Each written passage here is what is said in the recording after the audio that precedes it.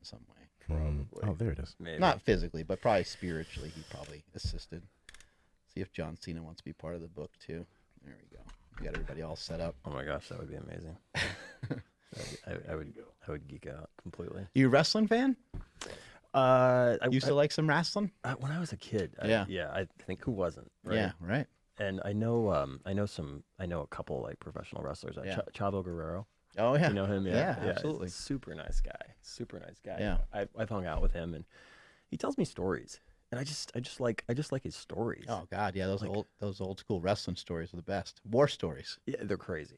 They're and I'll just go through the list. I'm like, hey man, what about Roddy Piper? Is he like really crazy? He's like, yeah, he's crazy.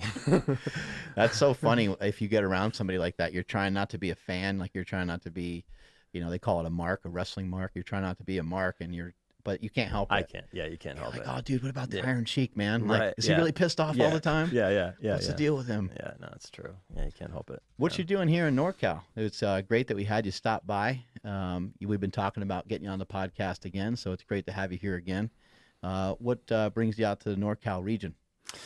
Little business, a little family business, and a little bit of business. But I mentioned before the show I have a brother who has Down syndrome, and he's kind of been up and down with some things, and I brought him down to my home in Southern Cal a few months ago, and he had Parkinson's onset, and I just threw the kitchen sink at him, and like literally was miraculous. Within like 7 days, he went from shaking to asymptomatic. He went from not being able to walk like 20 yards to walking 6 flights of stairs every day and walking a half mile, and probably the biggest thing was his mood, like in his sort of his brain and his metabolic function in his brain went from going into these states of being kind of catatonic to almost 100% normal in terms of his personality. I even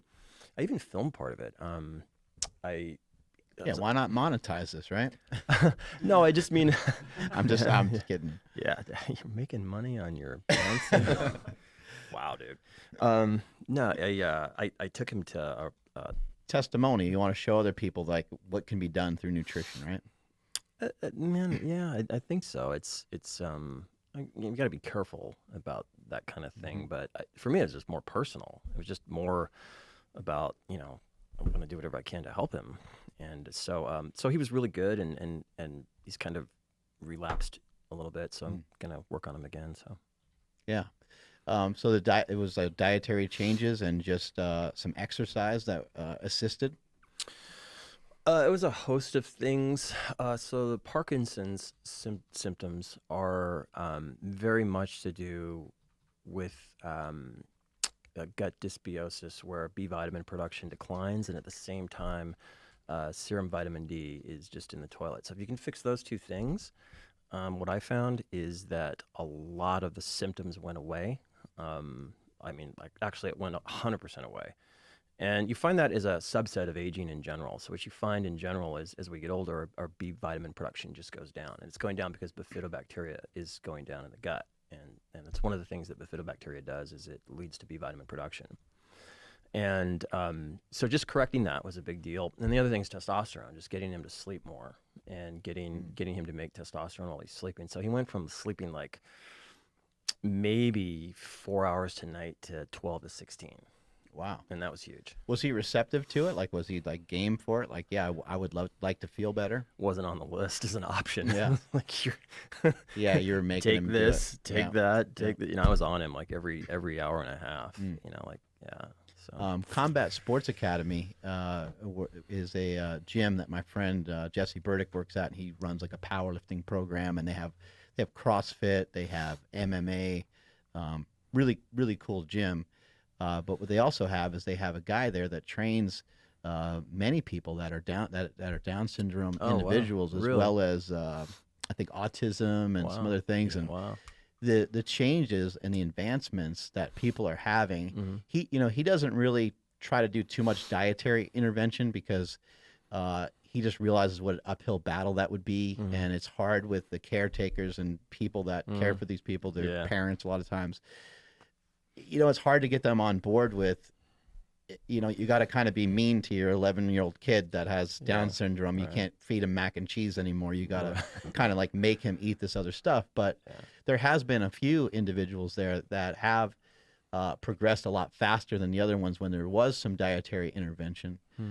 How important is a dietary intervention for a lot of Americans that are just suffering from different ailments? Sometimes just I think maybe the general public isn't even aware of how bad metabolic disorders can kind of bleed into a lot of other things, and really not only just be ailments and be kind of nicks and things you're dinged up with, but they can also be affecting disease really, really profoundly. How much of an impact does your food, have on this sort of stuff? I would, just from my own personal experience, I would venture to say that, percent-wise, it could be quite significant to 100%. And it just depends on what you want to look at. But what I think is starting to happen in the medical community is a little bit more awareness that gut-related issues, particularly due to species and different taxa in the gut, mediate a lot of things. And so the growing awareness of that is kind of opening the doors to accept that a lot of things that are sort of diseasified can be powerfully ameliorated, at least the symptoms ameliorated, through very specific protocols of diet and different inputs of food and things like that. So yeah, I'm in the camp of like, you can do a heck of a lot more than you think you can. So. And then when it comes to like the gut microbiome, we hear people talking about that so much. Do we need to really be all that obsessed with that? Do we need to continue to like study that a ton, or No. do we need to wait for more research, or do we No. need to just eat better? No, I talk about that in my book. There's a lot of myths that have grown up about the gut, a bunch. There's 6 big ones, diversity and a bunch of other ones. But the net of the gut really is that you need 2 bacteria, and you need to focus on 2 bacteria. The first one is bifidobacteria, and then the next one is Akkermansia mucinalpha. Those are the 2 that you need to focus on. And if you focus on those 2, you'll get diversity in the gut, and you'll get the right kind of diversity in the gut. And you really don't need to worry about much else. And feeding those 2 is not that hard. It really, once you understand how to do it, it's not that difficult to do. And that's really that's kind of the gist of it. Like, if I was going to boil the gut down to a couple things, it's Akkermansia and bifidobacteria. And it's easy to prove. You can have diversity, and if you don't have those 2 bacteria in the gut, you're going to be sick, guaranteed. Conversely, if you just focus on those 2 bacteria, you're going to be healthy. And not only are you going to be healthy, you're probably going to live longer, and you're probably going to be much less of a risk for a number of disease states. So, How? Go ahead. Oh, in terms of those 2, Yeah. would that mainly be supplementation, or is it No. nutritional protocol? Yeah, nutritional protocols. Yeah, How would purely one? I mean, I know you probably talk about it in the book, Yeah. but if the viewers could understand, Yeah. how can they attack that today? Yeah, so keyword is order of operations. Things go wrong in a specific order, and one of the reasons I wrote the book was there's so much confusion right now about what to do, and everybody I talk to is so confused. And one of the reasons they're confused is because they don't have a framework. They don't have an order of operations based on what's really true about the body. So in the case of these 2 specific bacteria, the first thing let me just walk through the order of operations. The first thing you need to go after is Akkermansia. Okay, very first thing you need to do.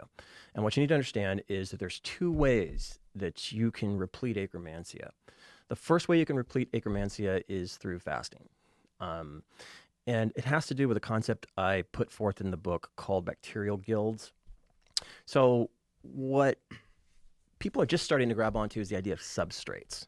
The idea that very specific foods can feed specific bacteria. Okay, that's kind of level 1.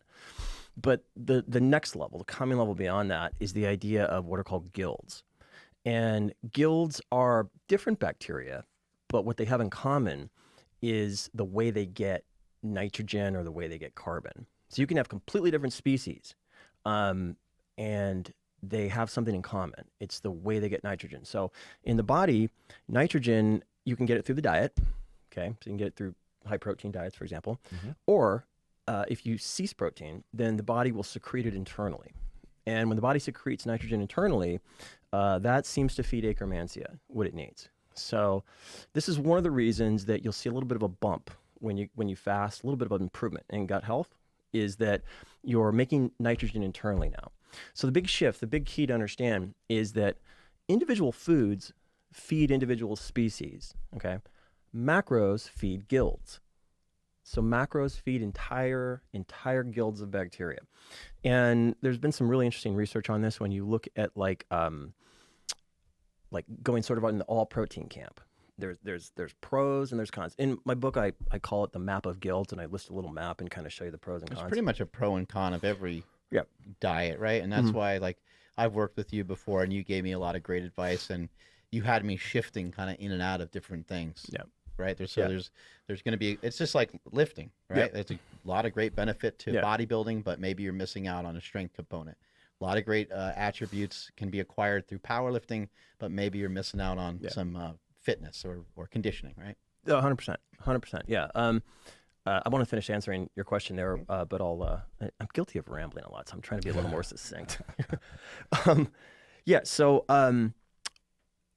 one chapter in the book that I devoted a lot to was the idea of balance as the highest truth of health, and that I go and I just list all these disease states, and every single one lists the word lack of homeostasis. And if you just substitute balance for that, what you get is basically every disease you can think of is an imbalance. So imbalance is disease. Balance is health. And so with this, there's the idea of what's called chronobiology, which is that we really have to factor in timing. So we have to factor in days, weeks, and seasons. And there's truth to all that. There's a whole bunch we could talk about diurnal rhythm, but there's also weekly rhythms, and then there's seasonal rhythms. So there's just sort of an easy to buy into idea that historically we had seasons. We had seasons of plenty, we had seasons of lack, we had seasons of high protein, we had seasons of having to eat grains because there wasn't any protein because all the animals were gone. And so once you get this idea of seasons, it's actually very freeing, because you can have a season of just eating all meat, and that's fine. There's nothing wrong with that. But then you can have a season of, cycling off that and doing other things. And so through seasons, we get balance. And that is kind of the highest truth of health. And what we'll do is a little bit later, we'll translate that mechanistically into how it works in the body. So, but to answer your question, yeah. And if we, I know there's some people listening that are probably enjoying some of the science, and there's some people that are going, I'm starting to really get lost right away. If we have a healthy diet, which I'll just say would be eating things that are natural to this earth, as natural as we can get them, I guess. Right. Fruits and vegetables and meat, and I don't know if there would be much more else in there. But if we stuck to kind of eating some of that stuff, would we be on the right track to being healthy? If we just didn't eat like processed stuff?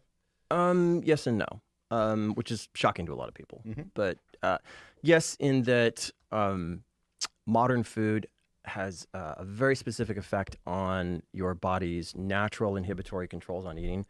Modern food, what happens in modern food is when you push the energy density of food beyond a certain level, it breaks the body's controls over both satiety and hunger. That's a great way of saying it. I like that a lot. So modern food has a very special property. It breaks the body's eating controls. So there's that. The other side of that is that there's no getting away from it for most people. There just isn't.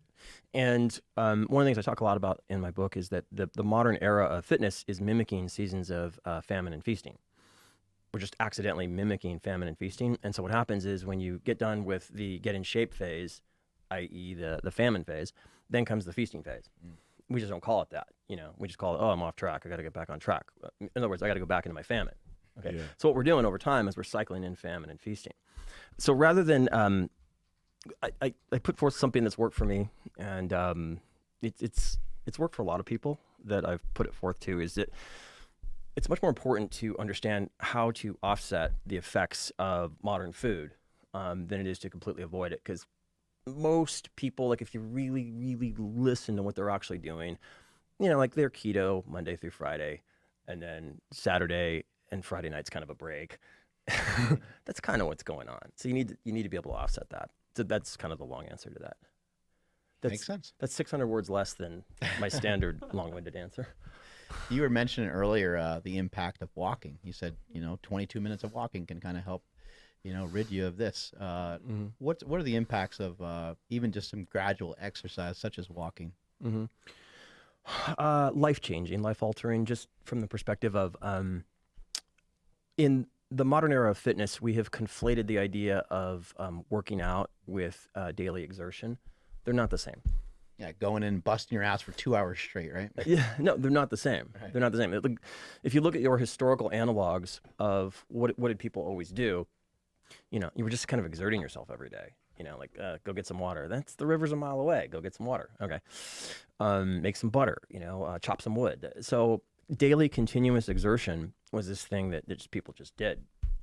And it doesn't really take a lot of time to do that. It doesn't take that much, but the key is that you're doing it every single day. And so it's very easy to do daily exertion. Over time, what I've witnessed is that a lot of people have a very hard time maintaining workouts year in and year out across the seasons of life. But you can exert every day. And even people that love working out.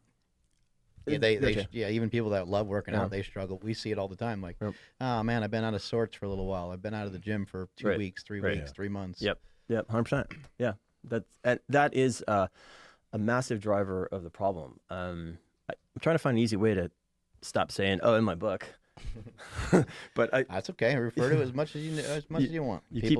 People should grab a hold of it. It's a lot of great information. I use this analogy in the book of a car. So if you could have, if you were locked into one car for your entire lifetime and you had to pick one, you'd factor in a lot of things. You'd think, I might sometimes have to go off-road. Sometimes I want to go to the track. Sometimes I want to pull up, to a nice hotel. You'd factor a lot of things in the car. What you wouldn't do is park the car for 6 months and not start it, and then take it to the track and race the crap out of it, and then park it for 6 months, and then take it to the track. Because both of those things are going to just destroy the car really fast. The best thing you could do would be, to your analogy of walking every day, would be to just drive the car every day. The car will last much longer doing it that way. And what the modern era has done is replicated the park the car and then take the car to the track. And that's what a lot of people do over time. You hear this, I'm out of it, and I got to get back on track. And then when they get back on track, they go hard. They do CrossFit, they do a lot of things. They get injured, then they're out, and then they're in, then they're out. And they just play this cycle out. And that cycle is really destructive long term. Now, along with that, keeping constant activity every single day, you mentioned sleep with your brother. And we've talked a lot about sleep on this podcast. Not sleeping with his brother, but Not sleep and his brother. Yeah. As it pertains to his brother. Yeah. Right. Commas, verbiage, all of this. Yes. Strange comments by Mark. How you you helped his sleep. Now, there's been a lot of books. Matthew Walker and Sean Stevenson, they've made books on sleep, but I anticipate that you probably have a different view on how to optimize individual sleep, because a lot of people, getting sun outside, a lot of things, there's probably more that you can do to optimize your sleep. So what kind of steps can people take, simple steps, or even the more advanced things that you would go towards to get better sleep each night? Let me run through a list of things. So no particular order here.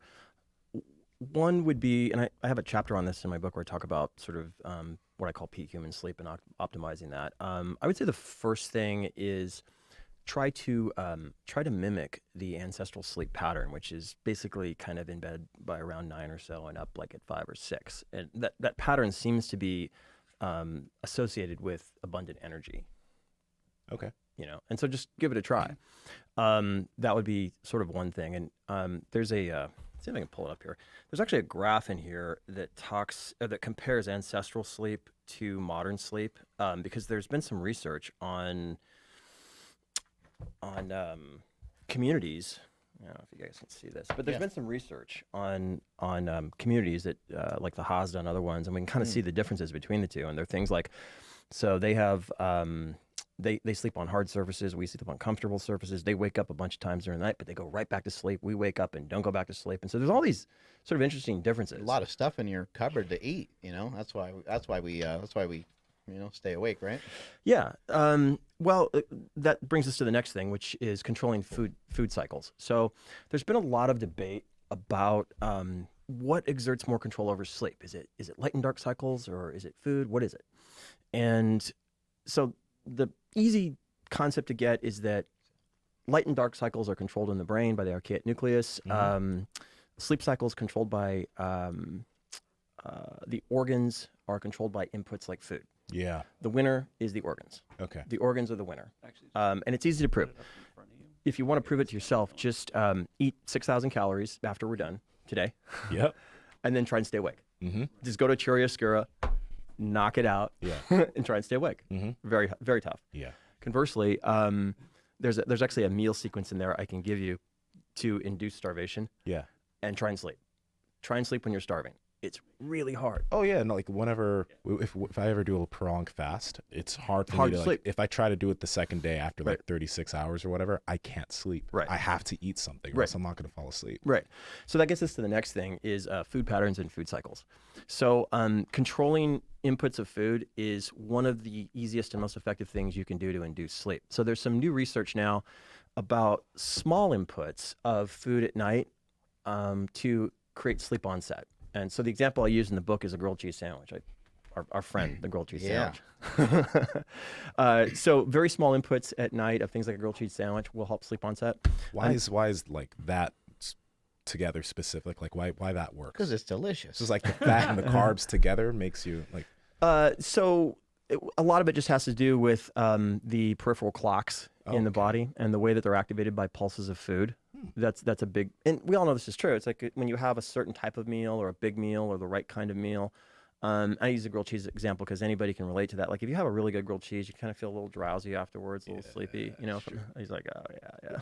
That's why we feed it to kids in like daycare and stuff. You kind of slow them down a little bit. Yeah, shut them up. That's right. So food pulses will induce sleep, and there's a lot to be done with food pulses during the day to control sleep. And so there's a lot of different things you can do in that realm, like big meals at certain times of the day will either advance sleep onset or disrupt it. In combination with that, and this sounds really hokey, but it's like pure science. It's take your hands and your feet and dip them in hot water, like 10 minutes before bed. Yeah, and it sounds like snake oil, but it's like a science validated thing. What happens is if you dilate the peripheral arteries, it helps sleep onset.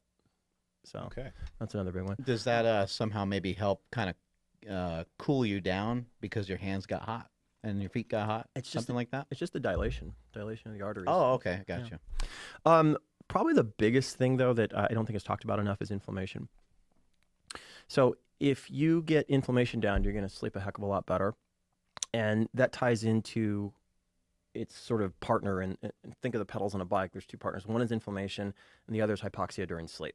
Those two things will disrupt sleep more than anything else. And they'll disrupt your health more than anything else. They'll promote cancer onset, inflammation, all kinds of age-related problems from hypoxia during sleep. And what is hypoxia? Hypoxia just means that your tissues or certain tissues are not getting enough oxygen. So when that happens, there's a very key protein. I built my book around that and macrophages called HIF1, hypoxia-inducible factor 1. There's 3 isoforms of this protein, 1, 2, and 3. The one that we concern ourselves with is called HIF1. And the way HIF1 works is it's neither bad nor good. It's essential. The issue has to do with the excess accumulation of it within cells, particularly during sleep, particularly in the brain. And when HIF1 begins to accumulate, then what happens is it's a major gene activator, and it translocates into the nucleus and activates all these genes associated with absolutely nothing good. So clearing excess HIF1 and ameliorating hypoxia during sleep, and that's going to do is going to reduce your cancer risk. It's going to increase your energy. It's going to knock inflammation out. Nothing inflames me more than not getting adequate oxygen when I'm sleeping. Like it happened the other night.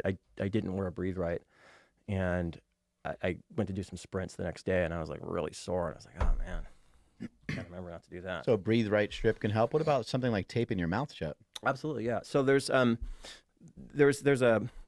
there's a sequence of things you can do. The first is called the Seattle Protocol. It's very simple. It's mouth tape, breathe rights, a few things like that.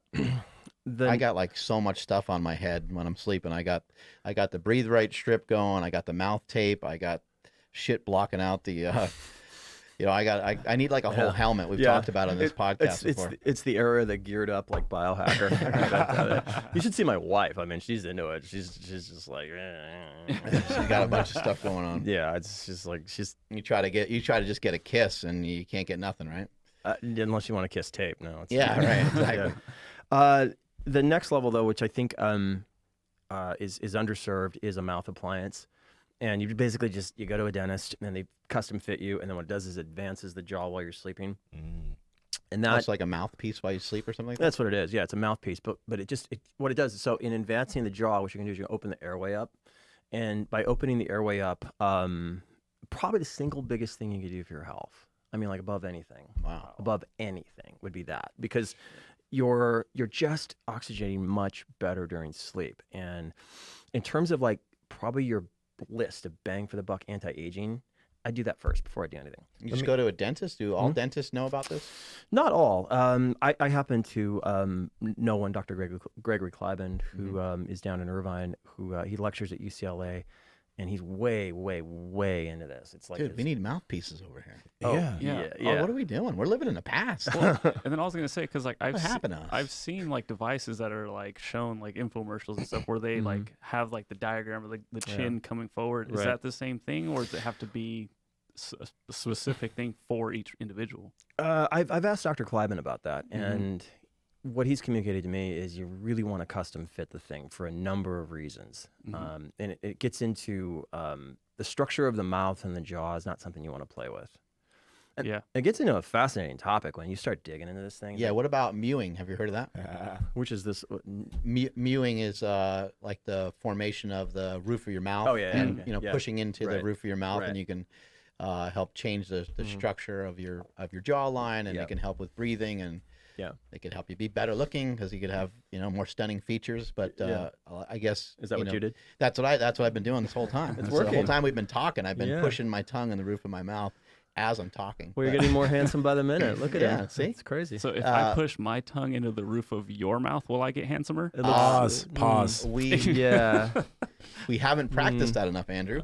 Maybe we can pause and you guys can get more reps in. Huh? Try that out. But some people that have like a forward head posture, and some people that are mouth breathers, they've gotten some benefits from getting kind of what you're talking about. I've heard of people talk about that before, and just getting better oxygen, right? Like getting more efficient, I guess, with your breathing. It actually starts during childhood, and it's a really deep rabbit hole, but it's pretty fascinating.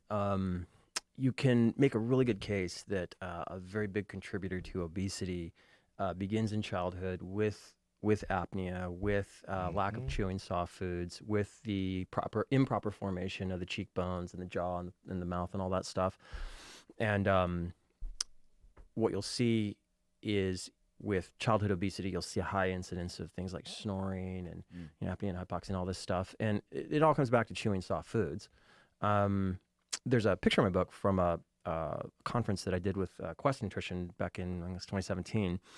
And Ron Penna, we know Ron. Mr. Quest, did his hand-picked kind of list of, who he thought were the thought leaders, brought us all in a room, and we just shared ideas. And there was a 70-year-old man that had an appliance. Long story short, this guy regrew the bones of his face. The hell? Oh yeah, it's crazy. In fact, there are pictures in here somewhere. In fact, I think it's right here. That's wild. Yeah, I don't. Oh, yeah, you can't see it that well, but yeah.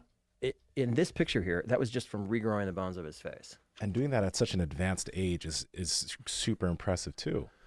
Yeah, it's so there's an emerging belief, or not belief, excuse me. There's an emerging view, which is a very big part of this book, is the idea of what's called mechanobiology. Are you guys familiar with it? No, we're not familiar with anything apparently. Whoa, this is insane. How long did this take him? It was about a year. And that's from wearing the mouthpiece or some other device? He had a very specific appliance that is geared to sort of sort of reshift the palate of the mouth, but essentially it emulates hard chewing. Yeah. Is what it did. And if you saw that like in the actual original picture, we were just kind of all sitting there in the, like with our mouths open. What do you mean by the chewing of soft food? So, getting back to this idea of mechanobiology, this is sort of a not an option to not understand mechanobiology going forward. The emerging view is that cells are programmed, and they are programmed from the outside in by physical forces. Okay, so a lot of the programming for cells is mechanical in nature. So shearing stress, traction stress, different kinds of mechanical stress actually reprogram cells. And in the case of the face, the mechanobiology of the bone structure of the face is related to chewing. So what happens is, if you look at ancestral societies, they're always doing this, and they're always ripping off, and they're always chewing really like hard. Like a dog, yeah. Yeah. Well, what it does is it stimulates, it's an epigenetic signal, it stimulates genes that cause the bones of the face to grow up, and it causes the palate to form properly. It's no different from, some of the studies we've seen about just jogging or pounding, it makes the bone stronger. That must really play into a lot of different things now that I'm thinking about it, because, if we probably don't even really make those faces anymore. Like the face that you would make to tear into like a ribeye and to really like try to rip the damn thing apart. And then like when we make certain faces, we know like if you smile more, you tend to be a little bit happier, right? Like, Right. Yeah. So it's got to be sending a lot of it's got to make a huge difference, especially over such a long period of time, right? Yeah, again, the case that the strongest case is made with childhood obesity and chewing soft foods in our culture. So we've just eliminated hard chewing. And by eliminating hard chewing as a gene activator, you can take that idea and trace it all the way to the obesity epidemic if you really want to pick a position. I see. I was misunderstanding. So the chewing of soft food is bad, basically, in a sense. Yeah, because you're eliminating a major gene activator. Right. Got it. Yeah. So let me ask you this, I was going to ask you, when you mentioned the mouthpiece, would this, and I know it's like all over the world, but would this mostly be like a first world type of issue because of like the type of food that kids eat here? Because I know like I have a lot of relatives in Nigeria. The foods that they eat aren't like that. And like the family over there, it's very different. Like they don't need dental work. None of my family over there has ever needed any type of wisdom teeth removal or dental work or anything like that, just because of the nature of the food that they've been eating. That does not surprise me in the least. It makes sense. I don't directly have any data about outside the U.S. Yeah. But, question, just estimating, would you sort of say that their facial structure is a little more pronounced? Yeah. Okay. Especially up here. Yeah. All right. Yeah, that makes sense. Perfect sense. Yeah, actually. So, do you know what phallium gum is?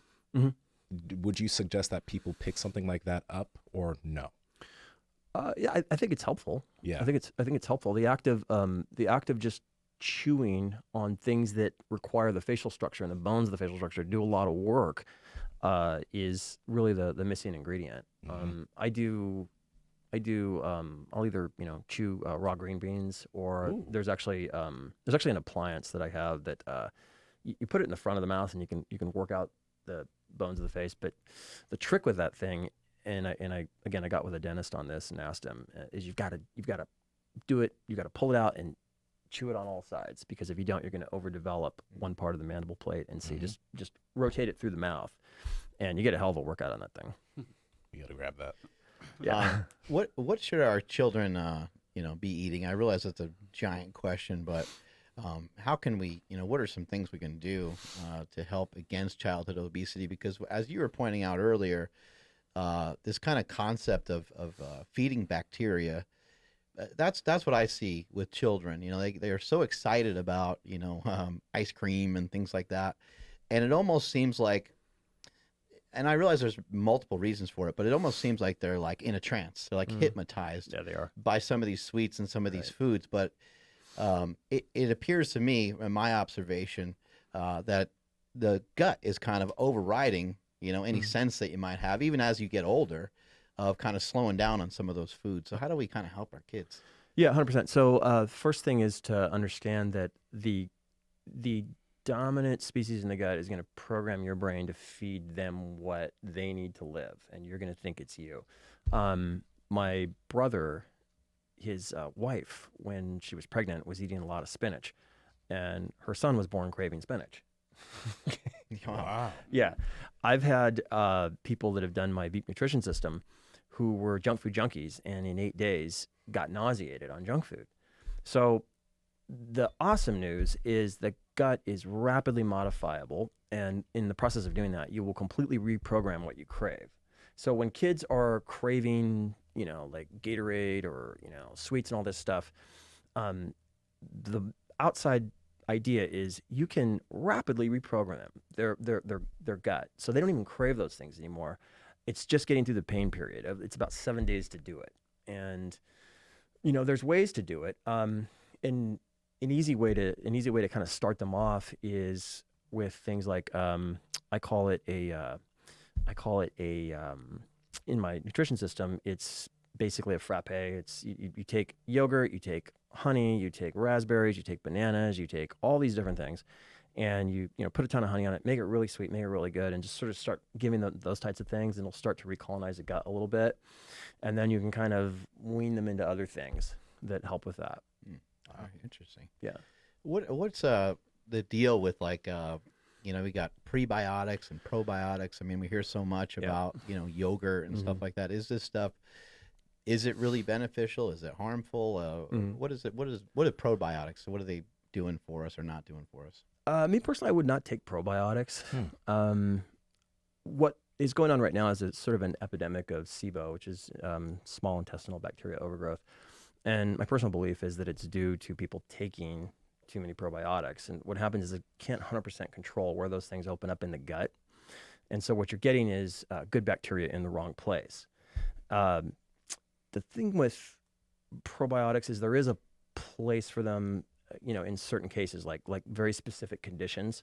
That's something for like a practitioner who really knows what they're doing, to kind of administer. But there's really no reason for us to go out of our way to eat probiotics No. to gain more health, and maybe they're not necessarily all that negative as long as we're not consuming them all the time. Yeah, you'll probably do more harm than good. And the other side of that is the gut is so rapidly modifiable through food substrate that there's no need. I mean, you can completely and totally recolonize the gut in about 5 to 7 days. That makes a lot of sense, because then that's what people are taking the probiotic for, right? That's what they think it's doing. Okay. Yeah. That makes a lot of sense. Yeah. And it's also, it's easy to prove. So if you want to prove it in the opposite way, just go eat a bunch of junk food, okay? And watch how bad your gas is. I'm on board. Yeah. Oh, yeah. Yeah. Your stomach blows up, right? Yeah. Well, that's fermentation. So the key idea is fermentation makes bacteria. For every 100 grams you ferment, you'll make 30 grams of bacteria, okay? It's just a question of which direction. And that's how obesity works. So obesity is meal-to-meal reprogramming of the gut bacteria based on substrate. So you're eating this junk, and what it does is you're fermenting bacteria that make you crave more junk, and then it just sort of snowballs. You can do the same thing the opposite direction, and you can rapidly ferment. Do you go into anything in terms of this book in terms of people that have IBS? Because I know a lot of individuals that no matter what they do, their IBS will go away for a small period of time. Boom, it'll flare back even if they're doing the same thing. So in what direction can individuals go to deal with something like that? Yeah, so the first thing to understand is you've got to kind of get into things mechanistically, looking at IBS. The first thing to understand is that if the gut lining is worn down, normally, under normal conditions, like a healthy gut, the metabolite butyrate is kind of the bread and butter of the gut. It's what feeds the colon directly, the colonocytes in the colon, and in the intestines. It helps restore the gut lining by making cross reactions that feed bifidobacteria. So that's in a healthy gut. What happens in a compromised gut, where you've already got sort of inflammatory issues going on, is that the main transporter for butyrate is impaired. It doesn't work. Okay, it's called MCT1. So when that transporter is impaired, butyrate cannot rescue the gut. So what you'll see is people that have issues in the gut, and then they eat fibers, and the issues get worse. Okay, so what's going on is those fibers are fermenting, they're making bacteria that make butyrate, and then the gut can't use butyrate. Okay, so in the early going, if you've got serious issues in the gut, kind of a good protocol is to marry a combination of fasting with things like orange juice. So what you'll see in the gut. So drinking orange juice as you're fasting in that period or outside of that period? You fast for a while, yeah, and then you have a little bit of orange juice. Okay. And you start to introduce that in a little bit. So what you're doing is two things. Number one, what you'll see in the impaired gut is you'll see a high degree of oxidation in the gut. Okay. And so in the lining of the gut, you've got a lot of redox action going on. So ascorbate helps heal the gut. And you see low ascorbate in the gut. So if you can replete ascorbate in the gut, you can get all this redox signaling down. At the same time, fasting will help akkermansia to restore a little bit. And so just sort of as a starter protocol, you can kind of start on something like that. I have a guy that I was talking to that got this, and we put him on that, and it's working pretty well so far. And is that pulp or like no? You want to get the pulp out. Out. Yeah, good question. Yeah, get the pulp out. Yeah. Yeah, fasting has definitely, because like I've struggled with IBS in the past. I think last time you were on here, we were talking a lot about my gut and everything. It's gotten significantly better, and I think because of fasting, it has improved even more so since then. And so I was actually going to ask you about that, but you answered it right away. So like, I mean, is it as simple as that? Like fasting with orange juice? Like, is there any other steps to this protocol that we can implement? Yeah. So the best of all worlds is a combination of fasting with very specific feeding. So what you want to do is you want to rebuild bifidobacteria in the gut, get bifidobacteria levels up, allow fasting to build akkermansia up, but then feed akkermansia directly through sort of feeding bifidobacteria. And then one of the things I use in the book is apple skins. So the pectin in apple skins can, it's one of the very few ways to feed akkermansia directly. Another thing to consider is how much nitrogen you're getting in the diet. So when the gut is compromised, you have to be very careful about very high nitrogen loads from the diet, because what you're going to do is you're going to change up nitrogen utilization from internal to external in the gut, and that feeds entire different taxa of bacteria. So getting protein intake down, combination of fasting, combination of things like orange juice, and then very specific patterns of feeding, very specific things. So just to walk through a list, you'd want to look at things like apple skins to start. You'd want to look at things like very, very key things like human milk oligosaccharides. That's what you had me take to get over being lactose intolerant. Right. And then it and completely went away. Not only did it go away, it never came back. I wanted to ask him about that too. Yeah, fucking gone. Right. Yeah. We completely just blasted it out of there. Yeah. That's amazing. I took baby formula and put it in my protein shakes for like a month. Right. Gone forever. Yeah. It had, what was it called again? It's like iOS, or what's it called there? It's called HMO. FOS or something? Well, it's HMO, human milk oligosaccharides. HMO, okay, that's what it was. Yeah. Yeah, I have a section in my book called Carb Training, and it's in a chapter called The Three Genomes, where, long story short, all these things you think are diseases like lactose intolerance and gluten intolerance, no, those don't even really exist. What you have is a bunch of missing bacteria. And you can train in the ability to have any kind of carb just by training in the bacteria that digest those carbs. So there's this paradox. The foods that give you the problems make the bacteria that solve the problem. So you have to figure out a way to maybe get in small doses. Very, very small doses of things. So what I have people do typically is just hormesis. You start with a thimbleful of whatever your thing. So let's say it's lactose.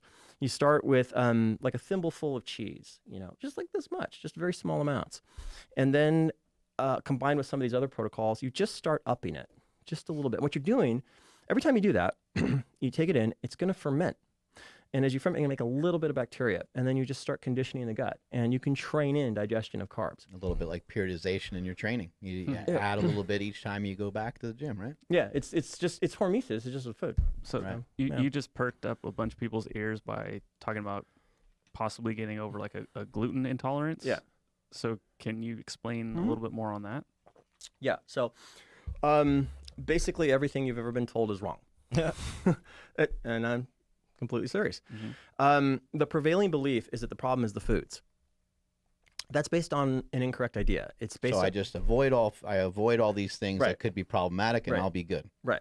Yeah. And so from that you get all this stuff like the FODMAP diet and all these other things. That's based on an idea that's not accurate. It's based on the idea that the human genome controls carb metabolism. It's not accurate. Your body works on 3 genomes. It works on the human, the mitochondrial, and the bacterial genome. And it's the interplay of those 3 genomes that dictate the active state of your body. So you can acquire the genes you need to digest all those things. And in the specific case of glutens, there's a bunch of research I list in here, like one study after another, that shows when you replete bifidobacteria in people with gluten intolerance, the words that they use in the research is sidesteps. So sidesteps gluten intolerance. Ew. How do you sidestep an intolerance? It's because it was never there to begin with. The issue is just simply that you're missing the bacteria that have the genes to digest those things. And what there's a growing body of research on shows clearly that when you replete bifidobacteria levels in the gut, gluten intolerance goes away. Yeah, Rob Wolf used to be immensely sick from any sort of dairy at all. And he was that way with a lot of other things. He had a gluten issues as well, and that's how he came along with the paleo solution, and that's how he's he's written books and he does seminars and does all kinds of stuff. But I just spoke with him a couple days ago, and he was telling me that he's drinking milk. Wow. So I mean, yeah, there's definitely a lot of proof in what you're saying. Do you kind of think so? After listening to what you just said right there, do you think that I hear people, they kind of always say, oh, we're all so different. There's not one diet that's perfect for all of us. And I always kind of think it's bullshit, because I think that we are so much more similar than we are different. And I understand that, like, okay, environmental, like the way that you're brought up. And so, yeah, maybe at this stage in our life, let's say 2 individuals are both 40 years old or something, maybe we have become different, but we have access to most of the same things. Do you feel that way? 100%. So there's this big push towards personalized nutrition. Personalized nutrition? I'm going to do, or genetic nutrition. You can't just take someone else's diet and so the 23andMe and all this stuff. Yeah. It's just so. Here's the thing: the macro nutritional drivers are more important in most cases than the individual ones. Example: there's massive commonalities driving the aging process, nutritionally related. I mentioned B vitamin production and vitamin D in the liver. Those two combined, if you fix those 2 things, you will get a bigger bang for the buck than your massive individual nutrient analysis, blah blah blah blah blah. The commonalities are where the bang for the buck is, and when you fix the big common issues, a lot of the personal issues go away. Would overeating be in that category as like the kind of the macro thing? Like the people they overeat, right? I mean, that's a huge driver of a lot of these diseases, correct? What's your thoughts on that? It's a big topic, really big topic. It's difficult to just give a single answer to that, but a lot of what we think of as overeating in the modern era, it's driven by fat loss. It's driven by the mechanistic outcome of fat loss, and there's all these things that happen post fat loss that people are in the jet wash of, and so we've been looking at it like you've got to do something and take charge and solve the problem. What I've seen over a 40-year period is it's not lack of trying that's the problem. Like if you go and interview like the general population, again, you guys are in the 12% of people that have metabolic health. But when you get outside of that and you look at the average person, it's not lack of trying. There's lots of trips to the gonna make a change well. Yeah, there's a lot of people that lost a lot of weight, but then they gain it back. I've got a guy right now who's my partner, Robert Reams. We're working on a guy. We just did yesterday a Dr. Phil show on this guy, and he's amazing story. But I'll tell you, he was 700 pounds. He lost 450. Holy shit! And then he gained it all back. All back? Yeah. And so it's not lack of trying. That's not the problem. There's an unacknowledged problem, and when you begin to survey the 88% of the population, you go, oh, how many of you have tried a weight loss program? You're going to see mostly like 99% of the hands go up. How many of you tried 2, 3, 4? The hands are all up. 10, the hands are still up. Okay. So the issue isn't lack of trying. There's an unacknowledged problem, and it's the consequences of fat loss. That's a big, big driver of what's going on. It's never been quantified. It's never been talked about. But it's the irony is this: you have this entire industry that's based on something that's not true. What they're telling you is if you just shrink fat cells, you've solved the problem. Well, the irony is none of that's been based on what happens when you actually shrink fat cells. It's never even been inventoried. If you start, and I inventoried in here. Here, I'll show it to you guys. I remember you kind of painting this picture for us of, I think you were talking about almost like a spider web type effect where the fat cells shrunk because you did lose weight, but they still have that flexibility to go right back to where they were, right? It's like they're almost like they're being pulled on even when they're shrunken, right? Yeah, you can see it right there. So this is what you're up against. Okay, this is on one side of the equation is fat loss. On the other side is everything that happens as a result of fat loss. And then when you go through and you inventory every one of those things, it's a reset. The biggest driver of the whole thing is the mechanobiology of shrinking fat cells. And it's never even been talked about or inventoried. When you shrink fat cells, you reprogram cells through shearing stress and traction stress. And the net result of that is for most people to lock in weight gain. And part of locking in weight gain is overeating. It doesn't happen until later. And so we're not linking it to, what you did 2 years ago. Right. So it's not just losing the weight, it's at the end of the weight loss trying to deal with all of these different things that happen, like getting rid of them so that you don't have to, so you don't gain the weight back pretty much. We use these words like weight loss and intermittent fasting and fat loss, but all your body sees is shrinking fat cells. Shrinking fat cells to the body there's just one word the body understands, it's starvation. It doesn't matter what you call it. You can call it, I got in shape. The body just saw shrinking fat cells. So the body has thousands of years of programming to defend you against dying from shrinking fat cells. And all that stuff comes into play. So you may have programmed yourself to, let's say, weigh around 300 pounds. And so I guess maybe a simplified version of maybe what you're saying, you can correct me if I'm wrong, is that if you now made yourself 200 pounds, you still have that programming inside your body to be 300 pounds. No. No. I guess the way I would put it would be that think of feast and famine. So there's one nutritional constant throughout all of history for all mammals, and that is famine and feasting. All mammals share that. All mammals share survival defense mechanisms to protect against famine. So you guys, again, being in the 12% that actually have metabolic health, here's what you're seeing. So you'll do a contest or you'll do something, you'll get in shape, okay? And so just think of like a think of like a seesaw here, okay? So you reduce body fat, okay? Now at the end of that, all these mechanisms start to kick in. The job of these mechanisms is to restore body fat, and usually it does this, okay? Now, in your case, what you're actually mimicking is if you use an ancestral narrative and you go back, there was a starvation. We finally, killed a water buffalo, ate the whole thing, so weight came back on. But there wasn't a refrigerator lying around. So we needed to go back out and exert ourselves and get more food again. So there was this continuous exertion after putting the weight back on. You guys are mimicking that through your lifestyle. Most people can't do that. And so what you see is they drop the weight, but they don't have the means to replicate continuous exertion. And so the weight comes back, and it comes back, and actually what you're doing long-term is you're locking in long-term weight gain. Yeah. So in terms of continuous exertion, because, I've heard that you mainly work out one time a week right now, or is that, do you work out more than that, exercise-wise? No, it's been about, I keep trying to, but it's been about once for quite some time now. Yeah. Long time. So do you think that, how would you, I guess, tell the general population or help them with figuring out how to do continuous exertion, other than like maybe just walking lifestyle, I'm guessing, is how you deal with it, and not just going to the gym and exercising? Yeah, there's an idea I put in the book called the integrated interval. And it's the idea that that young bodies have very distinct differences from old bodies.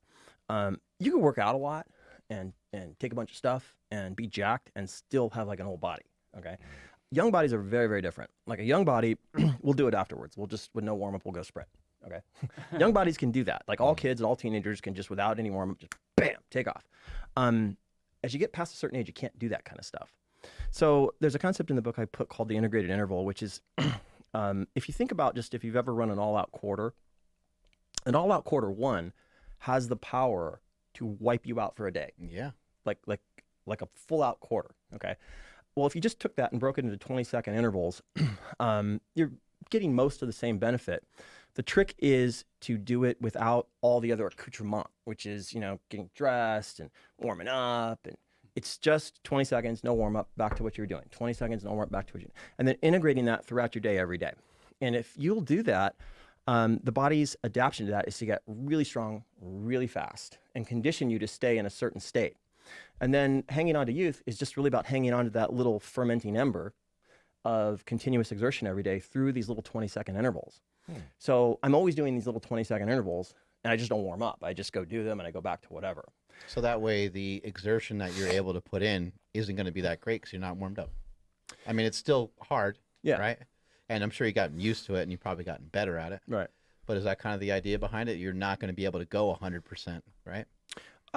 Yeah, pretty much. But to your point, too, you get kind of used to it. And, like if I'm out of it and I start doing it, my closest is maybe 60. But then if you're just doing it every day, your 60 becomes 90.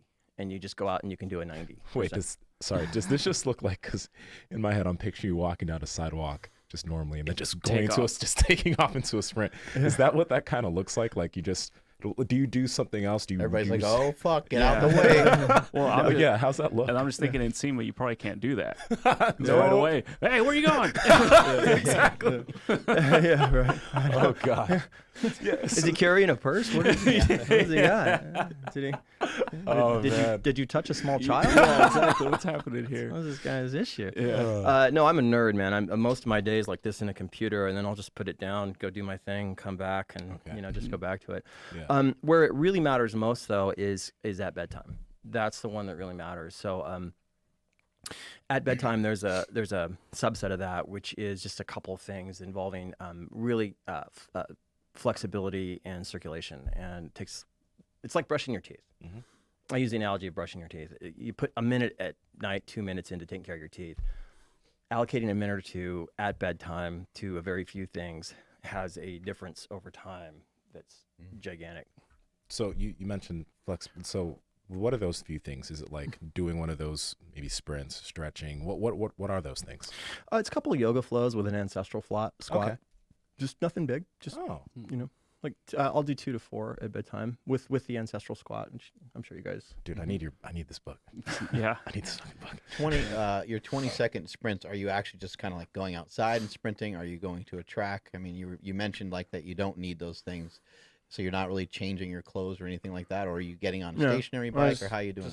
The only thing is I would wear different shoes, but no, I'm just. I do that often here. I just bounce from here and I go right in the gym and I just start working out in whatever I have, just to I don't like a lot of barriers, to slow me down or stop me from doing something. So I'm like, F it, I'll just go in there. It's just the way I am right now and start training. Sounds like fun going and doing like suicides on the turf every day. Yeah, like just a handful of times. And then 20 seconds. Why the 20-second sprint? Why that amount?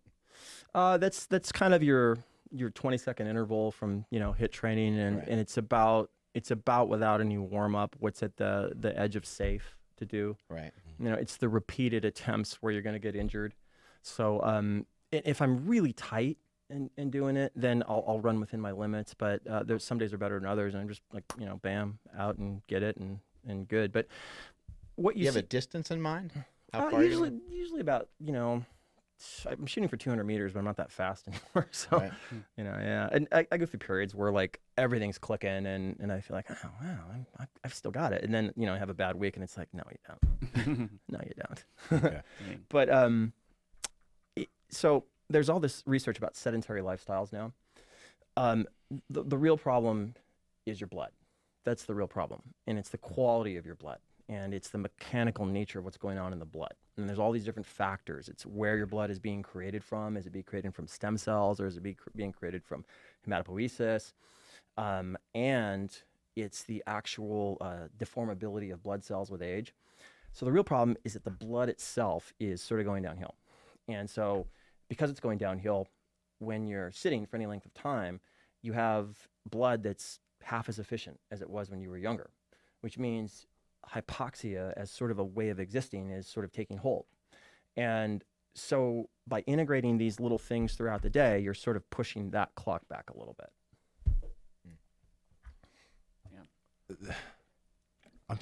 Okay. There's a lot there. In terms of the sedentary lifestyles, like, for example, the blood, can we talk about that for a little bit? Yeah. How does one, I guess, address that? I mean, other than like, not sitting all day, Right. standing, getting a standing desk or whatever, how do you address that issue? What should people do there? It's a big topic. It's a kind of an emerging field. Yeah. And there's a lot of things that are going to be rapidly coming online. Just to give you a 20-second scope of the problem, what's happening is when you were young, your blood had a very specific composition and ratio of types of immune cells to red blood cells, okay? And it's sort of optimal. And as you get older, you get fewer red blood cells and fewer types of immune cells and more of other types of immune cells. The blood is essentially mimicking a giant injury is what's happening. Okay. And so what your blood is starting to do is be a pro-inflammatory medium as you're getting older. That's kind of what's going on. And that affects muscle recovery. So young muscle and young blood are two sides of the same coin. They're both related. One of the reasons you see muscle recovery decrease with age is because the quality of the blood itself is decreasing. So there's this field called parabiosis where we're looking at young blood transfusions and the effect that has in the body. A couple keys that seem to play into all this. One is timing. 2 is massage. 3 are there's a host of small molecule activators and key blood proteins that seem to be emerging that we can target. If we can rewind real quick, when you say timing, timing of what? So as you begin to age, there are very specific proteins. One of them is called ERK1/2, and it is a growth protein. And basically what it does is it controls the stemness and the growth cycles of muscle. And when you're younger, what happens is you get done working out, ERK shoots up like this, okay? And then it does this. When you get older, it does this, and then it does this. So what's happening is this guy, sore, recover. This guy, no recovery, just sore, okay? Yeah. That's what's happening with age.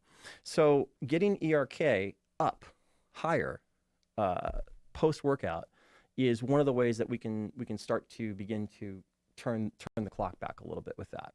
One of the ways that seems to work really well, it's super simple, anybody can do, is massage. So I was talking to Ron Penn about this, and Ron does body work a lot.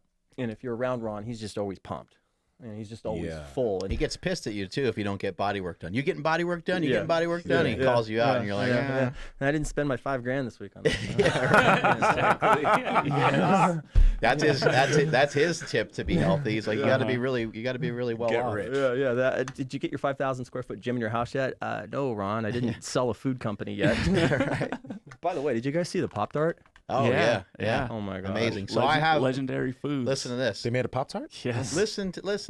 Life is complete. I have a text on my phone of me sending Ron Penna a text probably about 6 months ago saying you need to tell the powers that be to make a Pop-Tart. Really? And he said okay, and gave me like a little thumbs up. I sent him the screen capture of that last night, and he said, I did tell the powers that be, and we got Pop-Tarts. Thank you, Mark. No way. When you guys told me, I think you told me, Andrew, that they made a Pop-Tart, and then Andy told me, I was like, I'm pretty sure I told him you need to make a Pop-Tart. I need to be careful with what I tell that guy to do. Because I remember, like, we were talking to him, and you're like, what's the deal? Where's the Pop-Tart? And he's like, I can't say too much, but and he was kind of like, I think he like said something about how you can't make one or something too, right? He was like, probably totally screwing with us. I don't know. Ron Penna works in mysterious ways. Oh and, my God, man! Legendary Foods Pop-Tarts. That thing's gonna be all over the place at the LA Fit Expo. Oh. Yeah. I'm gonna see if I can survive off just that. Then Have you tried it? I haven't tried it yet. Oh my gosh, he gave me one a couple months ago. Yeah, the funny thing was I was in Target like a month earlier with my wife, and I was like, somebody should make a low carb Pop-Tart. And then, so sure enough, he tells me, he brings the thing, and it's like, it tastes like a Pop-Tart. That's great. Man. Yeah. Oh, I'm gonna live on the thing. That's huge. It's going to flip the fitness industry upside Yeah. down because Oh my people have God. been talking about Pop-Tarts forever. Yeah. That's huge.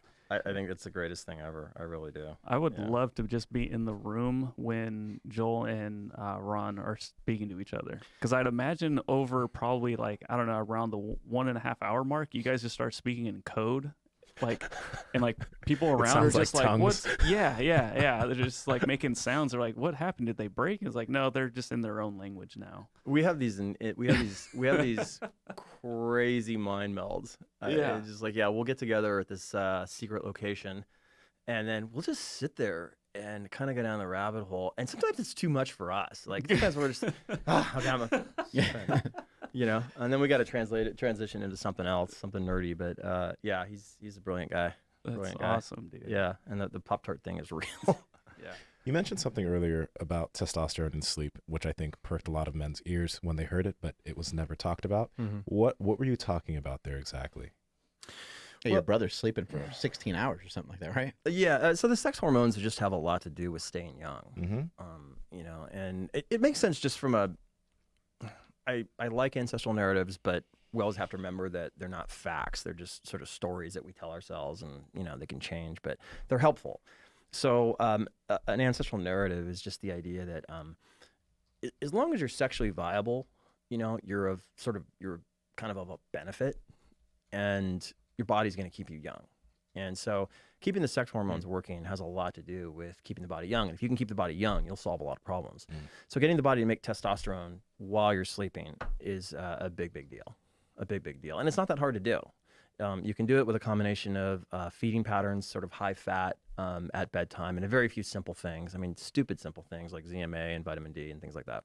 Okay. Is there no negative impact of eating before bed? You know, some people think that you should eat, you know, well before you go to sleep and stuff like that. What are your thoughts on that? That fits into what, when, and how. So everything should fit into what, when, and how. And there's a if you get away from the absolutes and then you just kind of quantify functional outcomes, like my functional outcome right now is I want to have a couple nights of making testosterone. Okay, great. So in order to do that, what do I need? I need a lot of fat while I'm sleeping. I need vitamin D. I need some minerals. I need a few basic things. And so I'm going to have 2-3 nights, maybe even 1 or 2 nights a week where I do that. And there's a negative, a downside, which is if I have too big a meal, I might disrupt autophagy later on, you know, during the night. But the other side of that is I can fast in the morning a little bit and sort of offset that. And so when you put it into a functional outcome, it gets you away from the absolutes. So there's always negatives to everything. You mentioned to me in the past, I think you mentioned to me, if I remember correctly, having some issues with fasting and how it kind of screwed you up.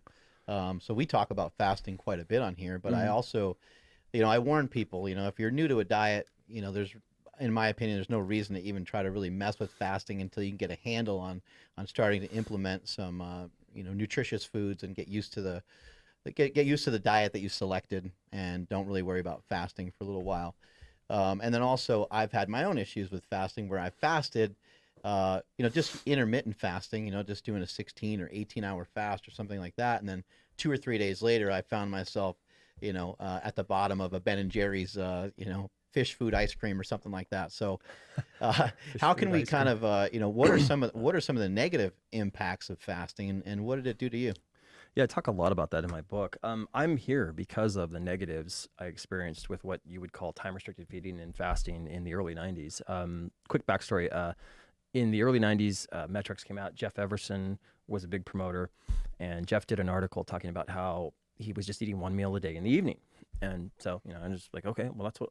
I was that same guy who read Jeff and Corey, they were huge, yeah. Yeah. So I started doing that, and I went on metrics, and... a lot of things in biology do this in the short term and then this in the long term. So what happened to me was I was ripped to the bone for a long time, about 3-4 years. And I was in that, you know, advice giving stage. Dude, what are you doing? And well, here's what I'm doing. Kind of like I had it figured out. And then about year 4. 1 metrics packet a day. Yeah. Year 4, year 5, I started eating uncontrollably. And like, I you know, but there was a Burger King, I was there. and I didn't know what I'd done. I was like, I've never done this in my life. I'm just eating all the time. What's going on? And that set me down this path to figure out what I had messed up. And it was a long road to fix it and a long road to figure it out. And It almost feel like it made you crazy in a way, from a food perspective. it was the weirdest, sort of thing. It was just like, just never satisfied. And it took me years to figure out what I'd done. And the research wasn't there yet on the gut hormones and PYY and all that stuff. But I had a great short-term benefit, massive long-term problems. And so I talk a lot about in the book about right now we're in this era where everybody's jumping on the fasting bandwagon. Mm-hmm. What you have to understand about the body is that there's usually most things have a long-term effect that opposes the short-term effect. I mean, it's true of drugs. You go on an SSRI reuptake inhibitor, you're great for a while, and then you start tanking down. And it's true of food. It's true of anything. And so you have to know where the road ends before you jump on it, so you can avoid the pitfalls. And for me, it was huge, like huge. I'd never had problems eating, and I just couldn't stop eating. And were you utilizing intermittent fasting, or were you doing more prolonged fast? Or in today's language, it would be probably time-restricted feeding. So I was eating one meal a day in the evening, and then if I was hungry, I'd have a packet of metrics during the day. But what I realized later on was that there were entire hormonal domains I was depriving the body of. So one of them was satiety, another was fullness, another was flavor. And all the body sees is shrinking fat cells and starvation. And the body has very specific defenses against those things. Keeps track of that shit. It upregulates it. Yeah. It takes a while. It took years. Was this more so because of your food choices when you were eating, or because of the act of time restricted feeding? Time restricted feeding. Okay. Yeah. For me. So then for people that do utilize time restricted feeding like myself, Right. how do you combat that potential long-term effect? Because I haven't felt that yet, but you have me very scared. How long have you been doing it for? Probably like close to like a year and a half. A year, It'll okay. be close to maybe 2 years soon. Yeah, you're in the safe zone still.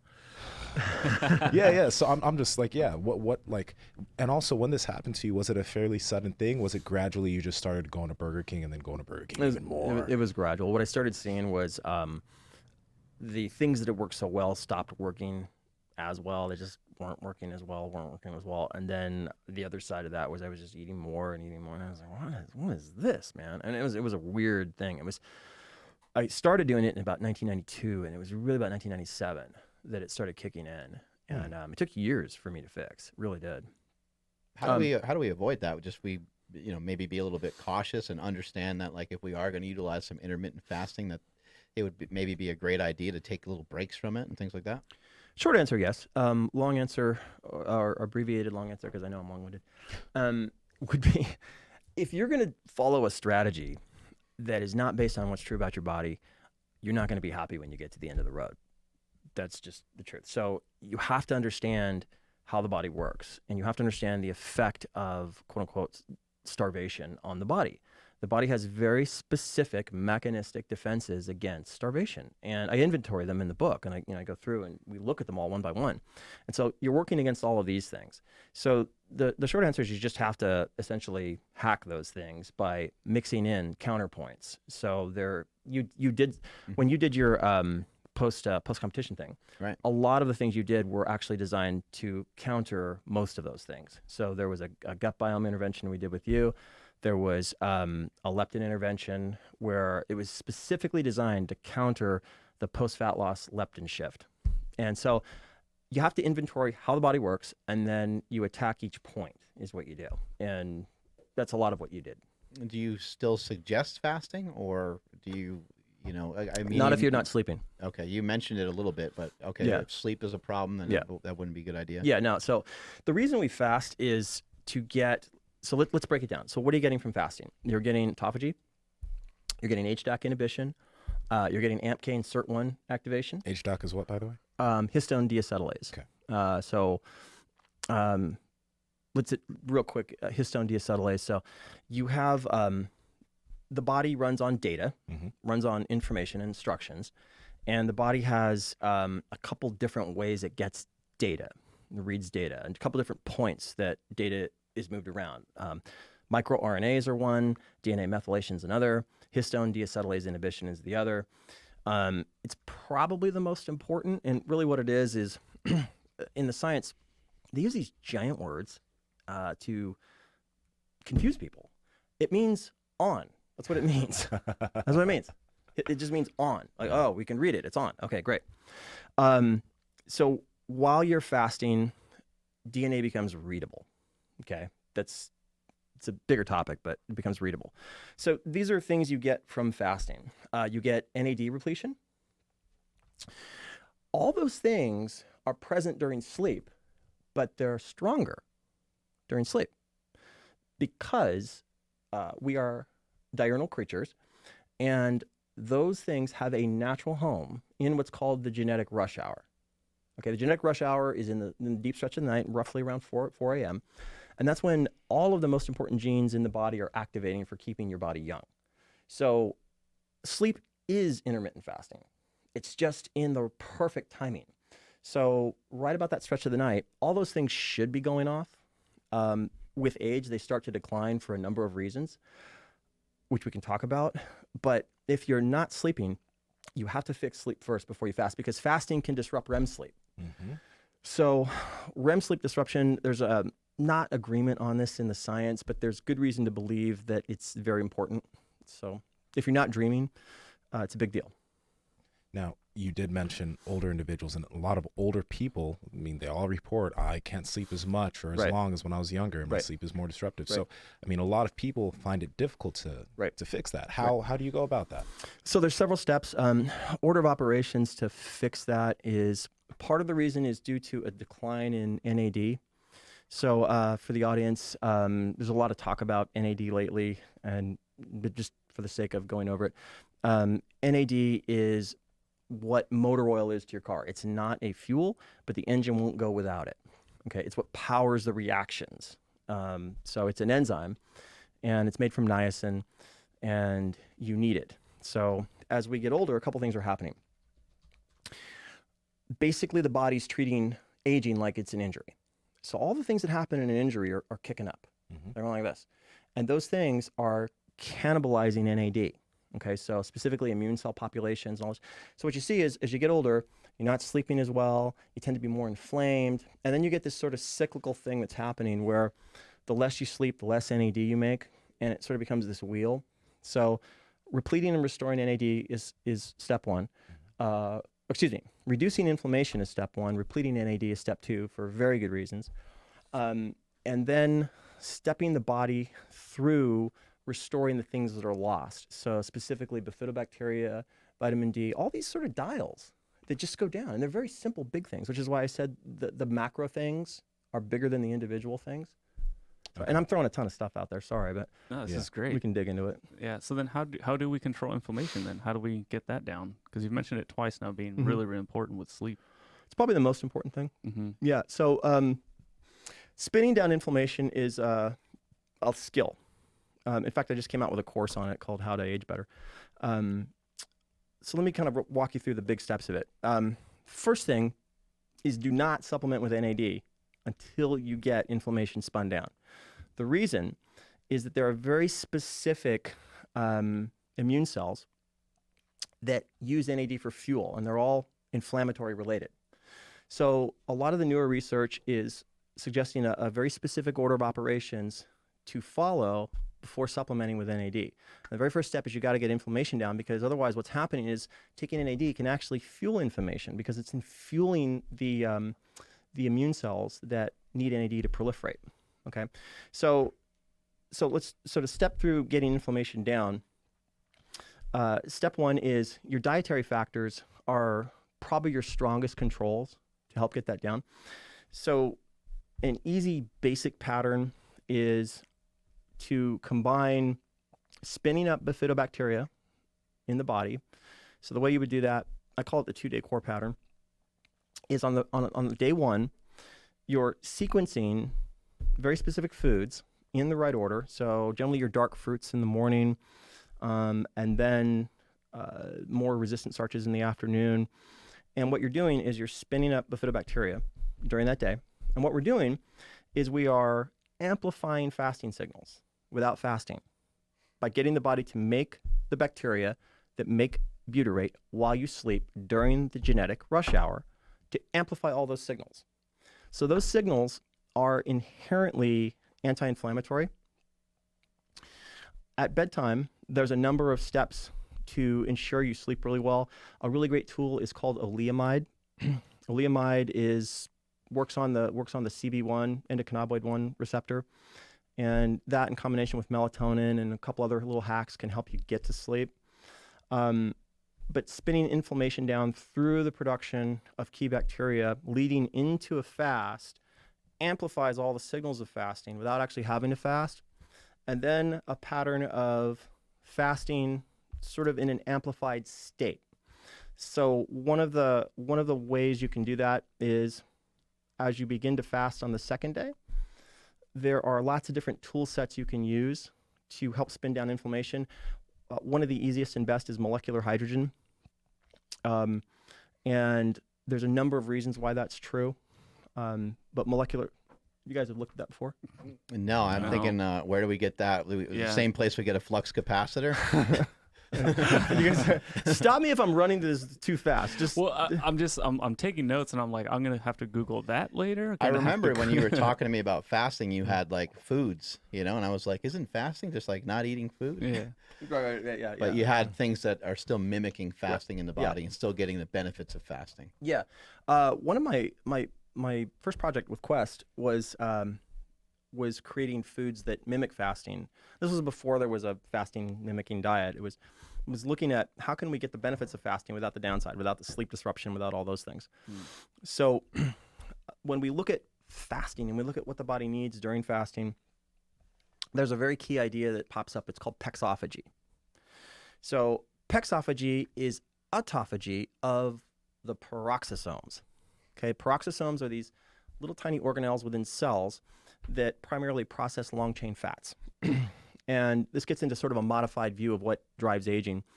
Long story short, as we get older, there's very specific changes happening in the peroxisomes that are switching on a pro-aging program. And the irony of that is the peroxisomes control an anti-aging program. So there's a switch in these little organelles. And once you understand how to switch it, you can actually switch on the pro-aging program, the anti-aging program. The way that's done is by learning how to initiate pexophagy. What pexophagy does is it clears peroxisomes out. So you get rid of the ones that aren't working, and you multiply brand new ones. So by keeping the peroxisomes young, a lot of inflammatory issues will go away because they mediate so many things. So amplifying fasting is a thing of spinning up very specific bacteria prior to fasting, then during fasting, taking in very specific foods. So one of those are your omega fats and oleic acid. So you've got your omega-3s and you've got your omega-9s. Your first step is your omega-3s, because what those do is they make peroxisomes proliferate. Okay, so if you're fasting and then you're having omega-3s on top of that, not MCTs, but omega-3s, the peroxisomes have to process those fats, and they're going to proliferate, okay? And then coming into a second day of fasting, you can begin to shift substrates into oleic acid, so switching to your omega-9s. And what's going to happen as you continue to feed the peroxisomes these fats is they're sort of getting tuned. And then, long story short, coming out of that and switching into glucose will induce pexophagy. So what happens is the peroxisomes are tuned up, they're proliferating, they're making new ones, that they're triggering mitochondrial biogenesis, you're fasting, inflammation's going down. And then a period of excessive feeding following that, really what we're doing is mimicking famine and feasting, okay? Blows inflammation out, turns pexophagy on. And that's what you did after your contest. That's awesome. Now, this sounds like something, obviously, you mentioned that this is going to help with inflammation, but you mentioned this is like maybe a 2 or 3 day process. Is this something that one who has this type of issue would do every few weeks, once a quarter, or is it like how's it timed? Everybody should do this. Like everybody. This is like a life skill. Yeah, this is everybody should learn how to do this. And it's very simple to do. Like really, the cool thing, if you step back and look at this, I'm throwing out a lot of big words and a bunch of stuff, and it's a little new and a little intimidating. But at the end of the day, all I'm saying is eat stuff in a pattern. That's all I'm saying. So is this like a weekly thing? That's what I'm talking about. Is this like, how often do you do this process of eating, or is this just a way you should be ideally eating all the time? This particular piece for targeting peroxisomes, probably every 2 weeks. Okay. You can do. The case I make in the book, a foundation for optimal peak human health is combining fibers that produce the right bacteria with fasting, with the occasional big meal, all in kind of a sequence that I lay out in the book.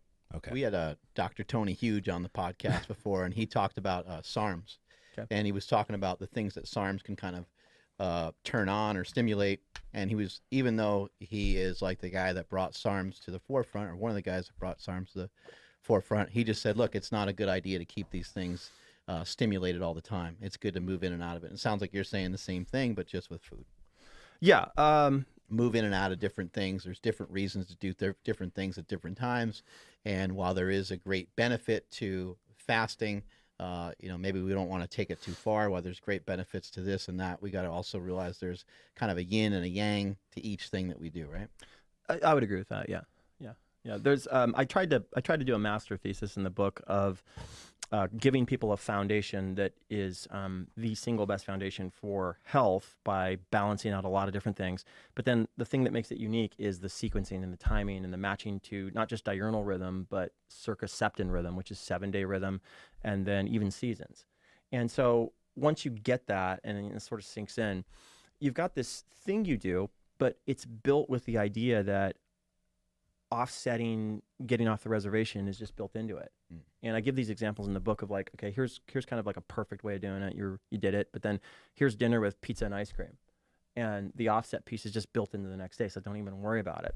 And then if you want to have a season of being keto, you can do that, or you want to have a season of being carnivore, you can do that.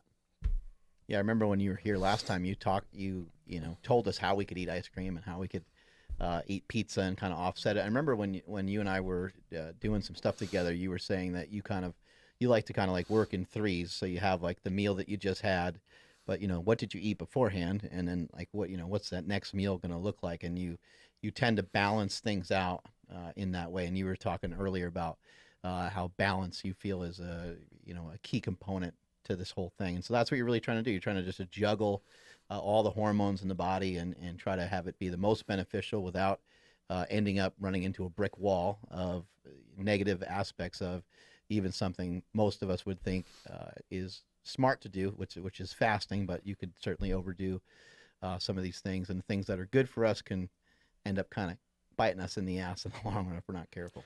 Yeah, I have a chapter in the book dedicated to balance, and there's a couple concepts in there that I think are probably worth talking about. So in fact, I'll just kind of read some of these. It's interesting when you look at like this. So here is these are just quotes from the research. Okay, chronic inflammation deregulates cellular balance and can drive carcinogenesis, cancer. A hallmark of aging is a decline in metabolic balance. Loss of balance in cartilage contributes to the development of osteoarthritis. Disturbance of systemic iron balance causes 2 major classes of disease. The disruption of dynamic circulatory balance mediated by the brain causes heart failure. So, I could have listed 100 pages of this, but what this takes us into the camp of is what I offer is the single highest truth of health, which is balance is health. Imbalance is disease. And it brings us to a super interesting question, which is, will sustained input of healthy things, imbalanced, produce health or disease long term? Ooh.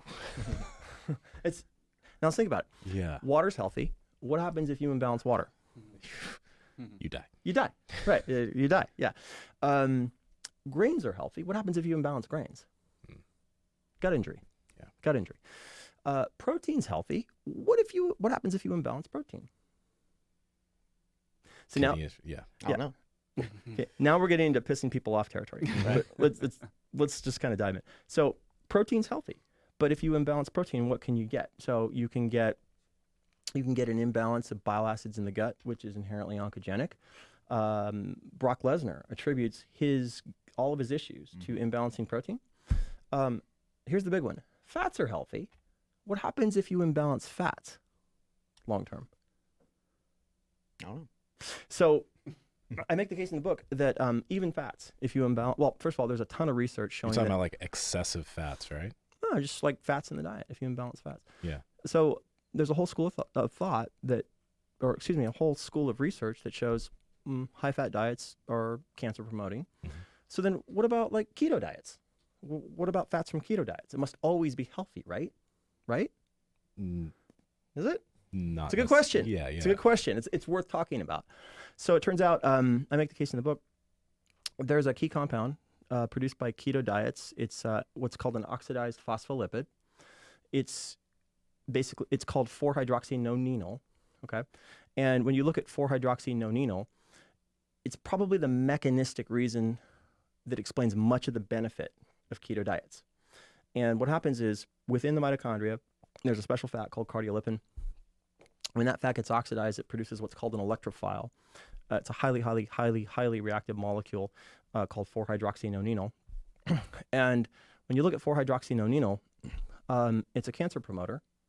But what you see in keto diets is when you go on a keto diet, oxidative stress goes up, then it goes down. So what happens is 4-hydroxynonenal gets produced, and the body upregulates glutathione production in the mitochondria. So you actually get an improvement in oxidative stress for a while. But then the thing about 4-hydroxynonenal is after a while it accumulates. And so when you see 4-hydroxynonenal, when it begins to get past small amounts in the body, it does some interesting things. It's a direct cancer promoter. It explains why keto diets can kill some cancer cells. In other cancer cells, they are able to diffuse 4-hydroxynonenal into adjacent cells where it can promote cancer. In high amounts, it makes cells explode. So there's some research now that is beginning to bubble up that shows damage within the mitochondria in animals for long-term keto diets. Mm-hmm.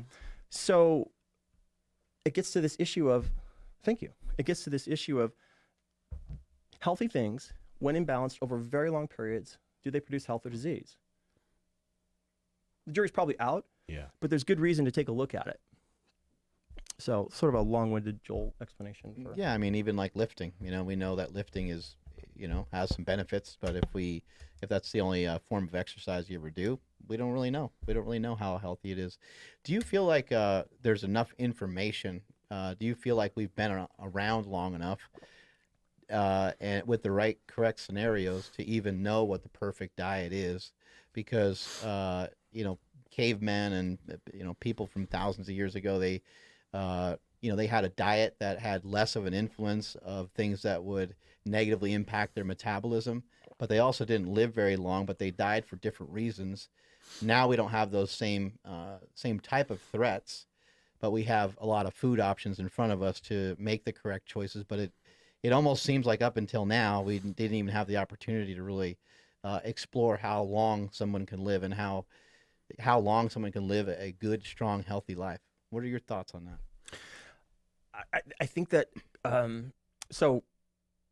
short answer, no, I don't think we really have the answer to everything, definitively speaking. I think that we're getting inklings of better versus not.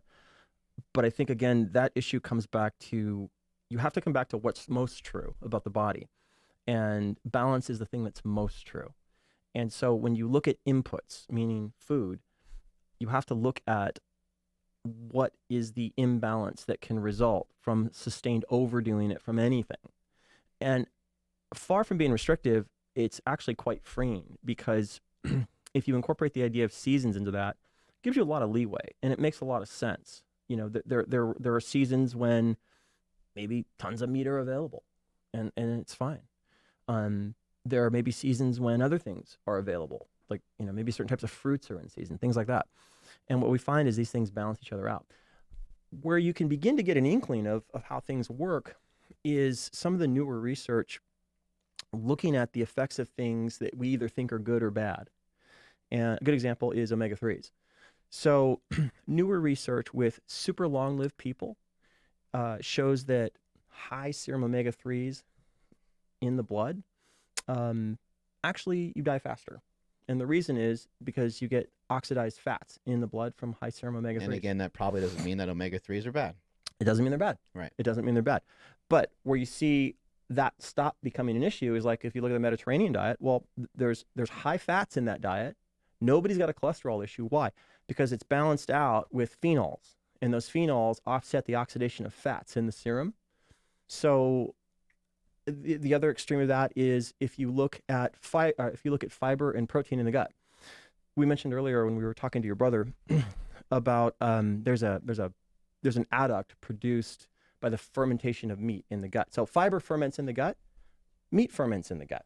It's easy to prove. Take a piece of meat, put it out, leave it out for 2 days, then eat it. Okay. Mm-hmm. Bacteria will ferment on that. Well, there's a cancer promoting compound, 0,6-methyl-2-deoxyguanosine, that forms in the gut when meat ferments in the gut. When you add fiber in with it, fiber acts like detergent and it doesn't form. So there are mechanistically reasons to look at when you begin to balance things out, a lot of the negatives of everything go away. Now, that does not mean you have to eat the 4 food groups at every meal. It doesn't mean that. But it does mean that over time, things have to balance out. So then how does this translate? Because, the people are doing, like, there's the carnivore diet. Mm-hmm. How do you feel? Day 23, World Carnivore Month. Yeah. So, right. like, what should people be thinking about when using the carnivore diet as, a way of dropping body fat, etc.? What should they be thinking about long term? I think it would be highly useful for a very functional purpose. I think it would be highly useful for a season of really wanting to put a ton of muscle on. I'm just in the camp that thinks that nothing is going to beat meat when it comes to putting muscle on. Mm-hmm. And I think there's very good reasons to want to put muscle on for periods, particularly as you get older, particularly overcoming age-related issues with muscle, one of which is intramuscular fat deposits. You really need to knock those out as you get older. Okay. Because they create a feedback loop with fat that shrinks muscle. Any idea of like the body fat percentage of some people that are like 100 years old or some people that live long? Because we talk about this quite a bit. Like we don't really see a lot of like jacked people like really being like older. Above the age of like 80 or obviously like it's life is going to kind of like wear you out at some point and right. Shit will fall apart at some point. But also even like you don't really see like someone like 6'5" or 6'7", 6'8". We don't see a lot of like large individuals. So yes.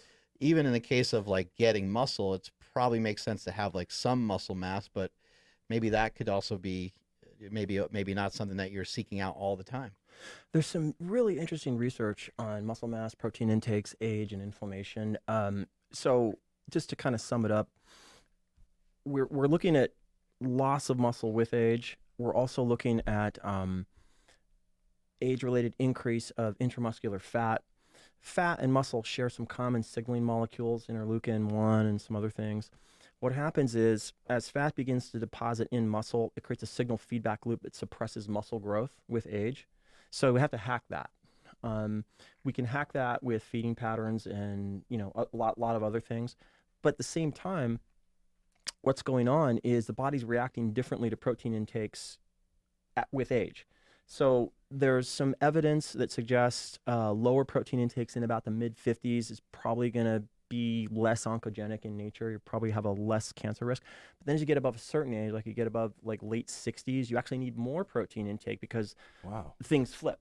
And now what you're seeing is like sort of you're past kind of the cancer onset phase, and now you're into the sarcopenia phase, and now you actually need more protein intake. This is something I've never heard anybody even talk about, but that makes so much sense that you would have you would have different nutritional needs at different ages. I guess we do talk about it like with like a toddler or something, and an infant, and then we don't really ever talk about it any further. Mm-hmm. That Once if you're an adult, you're an adult. Yeah. If you're like over the age of 16, it's like you just start eating kind of all the same stuff. Same way. Yeah, 100%. In fact, so when you look at whey proteins, caseins and whey perform very differently in older versus younger populations. So yeah, there's very different needs as you age. Yeah, this is all crazy fascinating.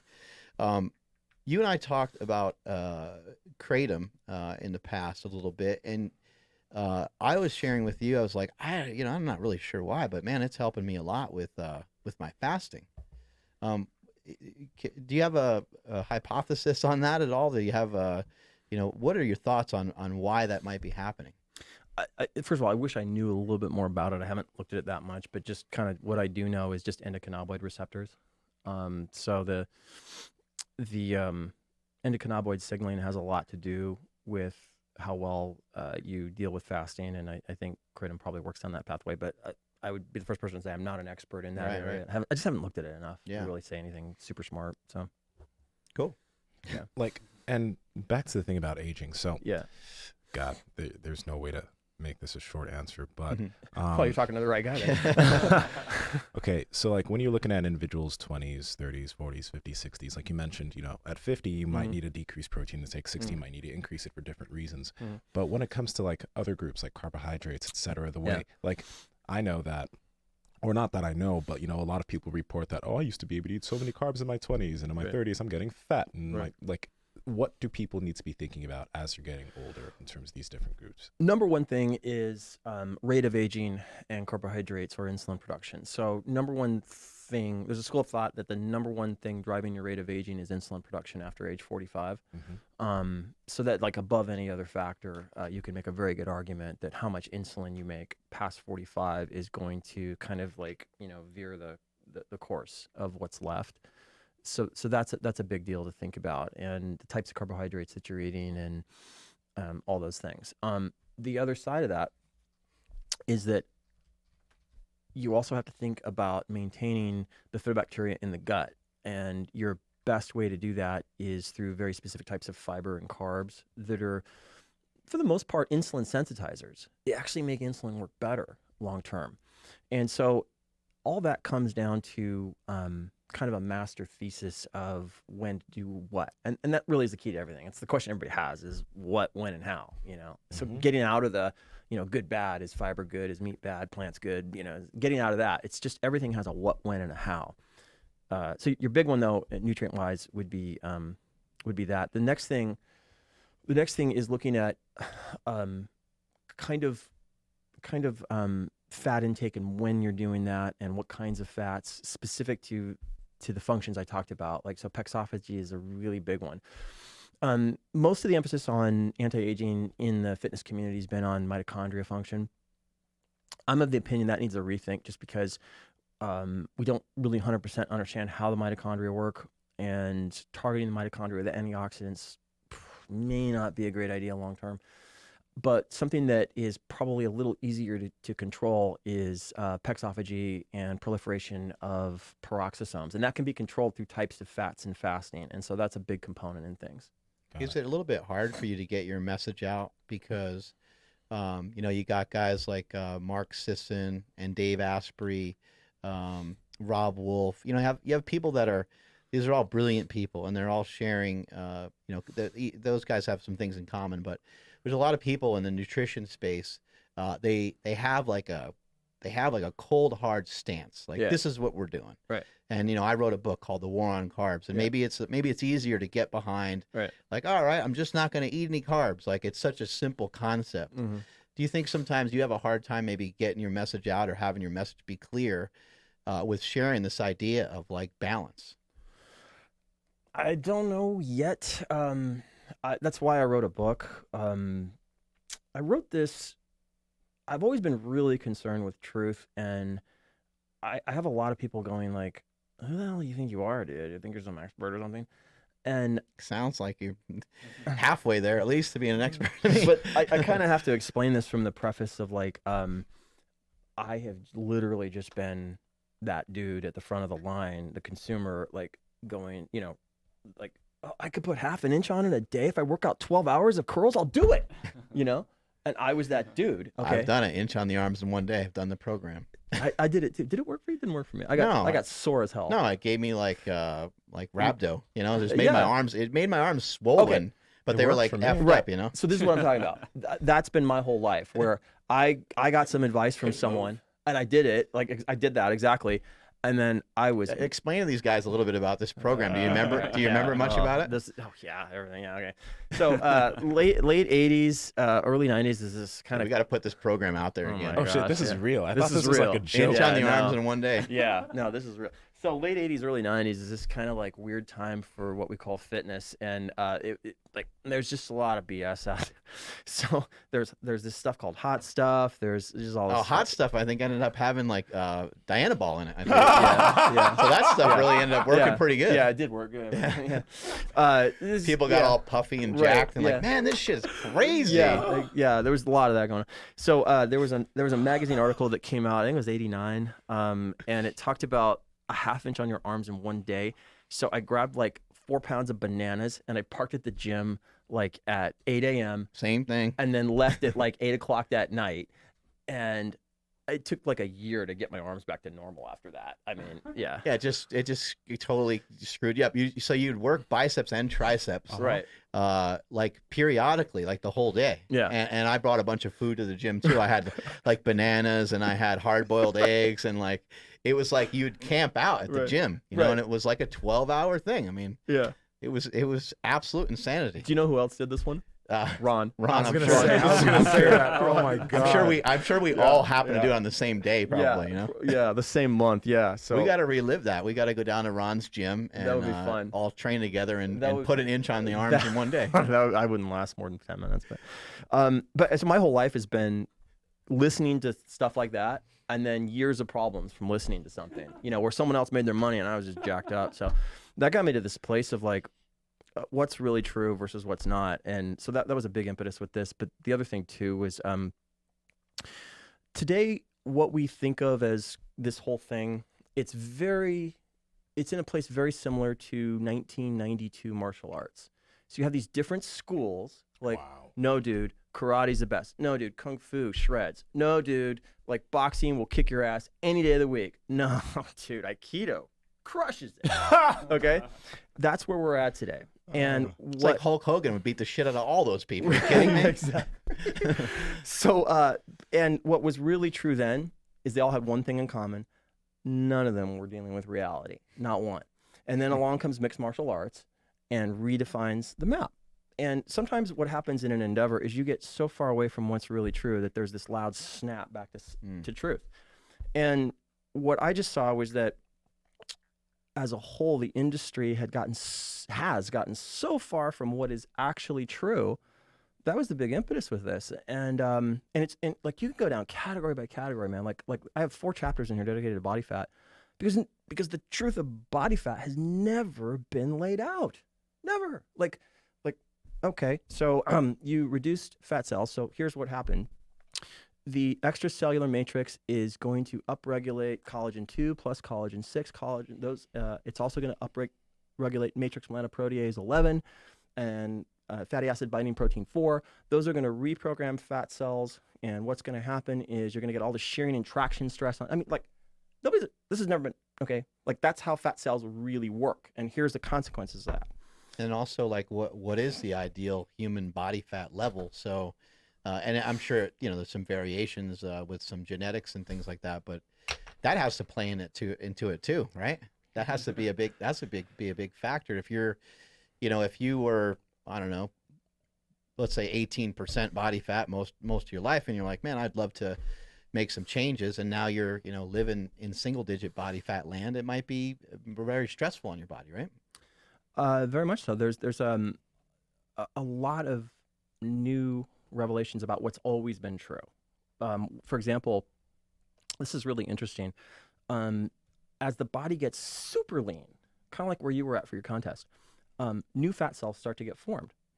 And the reason they start to get formed, new lipid droplets start to get formed. The reason they're getting formed is that there are carnitines within the mitochondria that are getting damaged. And these damaged carnitines are very destructive to the mitochondria. So what happens is fat, it turns out, is a longevity regulator. And what happens is all this damaged stuff overwhelms the detoxification ability of the cell. So it gets sequestered into body fat, into lipid droplets. And the lipid droplets just kind of act like this nuclear containment facility for all the toxic aggregates. And so it kind of like protects the body from it. And so as you're getting super, super lean, it's kind of your body's kind of saying like, how long you're really going to do this for, dude, right? yeah, you're getting sort of negative points, and then the body has a backup mechanism for that. So there's I believe that we're walking into a new era where we're going to really look at how things actually work and get away from a lot of these narratives. Have you ever had an opportunity to work with a bodybuilder before? Yes. Yeah, and then like, how do you? I know that you have worked with me in my bodybuilding show, but you know, I was on a very specific diet and stuff like that, so I didn't want to flirt with that too much. But you helped me after the contest. What about, you know, somebody going into a contest, some contest prep? Like, what are some things that you may have done with a bodybuilder that looks different, so that people can kind of avoid what you're talking about, or can you not avoid it if you're trying to get super lean? That's not an area that I've ventured into, and I think there's a lot of dudes that do pre-contest prep a hell of a lot better than I would do. It hasn't really been my focus. I do have my areas where, like, you know, if I want to get really lean or I want to help somebody get really lean, I'll do that. I'm coming at it very differently than a bodybuilder would. Yeah. So I don't know that I'm qualified to. The intuition that they have on some of it is pretty crazy. Like, where, you know, my coach was like, you know, go out tonight and have a bacon cheeseburger. You know, like it was just, he would see something in my body where he thought I needed very specific foods, and I'm finding commonality between, you know, what you're saying and what these guys are saying. It was probably exactly just to offset. Like, he knows you're in a deficit. Mm-hmm. He knows your body's craving these nutrients, and now your body's going to suck a lot of these things up. Mm-hmm. Yeah. Yeah, I mean, gosh, we could do a show on that. I don't even know. Yeah, where to go with that. So you and I have also discussed, you know, you're mentioning, you know, ice cream and pizza and stuff like this, and you kind of already touched upon it a little bit. But what about somebody just you know, you talked about seasonal. What about somebody kind of just taking a diet break? You know, can they? And what about the influence of some processed foods and stuff? We know that this is going to exist in the diet anyway because it's uncontrollable. They're too delicious. The things taste too good. But does this make sense from a health perspective? Does this make sense for people to just say, you know what, for the next, you know, 2-3 weeks, I'm just gonna relax on the diet a little bit, and I'm gonna. There's, you know, I think you need some rules for yourself. Right. You know, you want to be careful, especially if you're heavy. Right. But do you think this is a good idea? Yeah, this is some interesting new research starting in 2014 on the benefits of sort of the other side of dieting, metabolically speaking. So there's even very specific proteins that are starting to kind of be identified, circulating catabolic factor, other different types of proteins that are induced by overfeeding or just sort of, you know, kind of like changes in food patterns. And the net of these things, so you're changing things up, you're going on this thing that sort of at the outset seems like, wow, why would you do that, dude? You're going to get fat. But the net result is you're actually upregulating key proteins and other things in the body that actually help you stay leaner. So there's a lot of benefit to that. Can be. Yeah. Can be. We have a rap sheet here, and the guy that made it said that you eat primarily fast food. Is that legit? It's 100% true, but it's not junk food. Okay. Yeah, no, I actually, there's this funny thing with people that know me of making fun of me, like when we go out, because I'll eat, you know, I'll if I want to celebrate, I will. Yeah. I actually eat very healthy. I actually eat really healthy. It's just that, number one, I don't do any meal prep. I do everything on the go with healthy sort of fast food for the most part. So when you say healthy, what does it entail? Like when you go to a certain place, what are the things that you get? What are the things that you avoid? I won't avoid anything if I want it. Okay, yeah, but sure. What I do a lot of is I eat for function on the go, and so here's the crazy part. In fact, when we get done, I'll put you guys on it just for fun. Nice. It's actually healthier than just about anything you can do, because what we're doing is you can get so isolated on like you know, the minutia of like the food, like, yeah, but was that chicken raised on like Brazilian grass? Okay. Was he eating like the ancestral mouse? Yeah, how was he taken care of? Okay. Yeah. You can get so obsessed on that you're actually getting away from some of the mechanistic aspects of food. So what I have like sort of a list of places that are, you know, on very specific days, very specific times, I'll go to, and I can do a meal specifically to spin up bifidobacteria, and then maybe the next day I can eat very specific types of fats just on the go without even having to do anything. And because all these things fit into an sort of a connected pattern of like I'm spinning bifidobacteria up here, I'm inducing autophagy here, it's actually healthier. Like, as crazy as it sounds, no meal prep, and it's actually healthier. And a lot of people think that's BS, but I didn't do that to be sensationalist. It just came out of necessity. I had this period in the mid 2000s where I was running this company, and we grew up to a multi-million-dollar company. And I went from being 5% body fat at the start of that job to 260 pounds and fat. Okay. I mean, I was like, our revenue curve and my weight were identical, like identical. And it really, really bothered me because I had 30 years of fitness in at that point, and I just found for me that all that collapsed when I put the ecosystem of the real world on it. I was turning 40, I was working 14-hour days. Yeah, I remember you telling me this story too. This is how you kind of landed on all this stuff, is that you used to spend basically your whole early lifetime like training and eating correctly as you thought at the time. Yeah. And then once that was kind of taken away from you, you didn't have that much time to put into it. Boom, you gained a bunch of weight. Yeah, what I found out something the hard way. And it's something that's never really talked about. And I think for people that are sort of in the business of helping other people, I think a really important shift needs to happen, which is to understand that there's an ecosystem difference, and that ecosystem difference creates probabilities that are very different in both ecosystems. And so we want to have solutions for any ecosystem. And if you have a solution, it has to be designed for that ecosystem that your client is in, for example. Just for example, somebody has a 9 to 5 and they are at their desk all the time. Right. Maybe they can't do the 150 different exercises you want them to do every single day. Yeah, and so I for me had to create something that worked in that ecosystem. And what I found over time was that most of the advice coming out of the fitness ecosystem just didn't translate, and it didn't translate due to willpower or time management. It was probability. It was the probability of where your minutes go. And I just needed that for me in that ecosystem. And then that turned into this thing where like I realized what most people were doing over time was they would try and adopt the fitness ecosystem, and then they'd fail due to time probability constraints over time. And so hacking that problem became kind of like the thing I got obsessed with.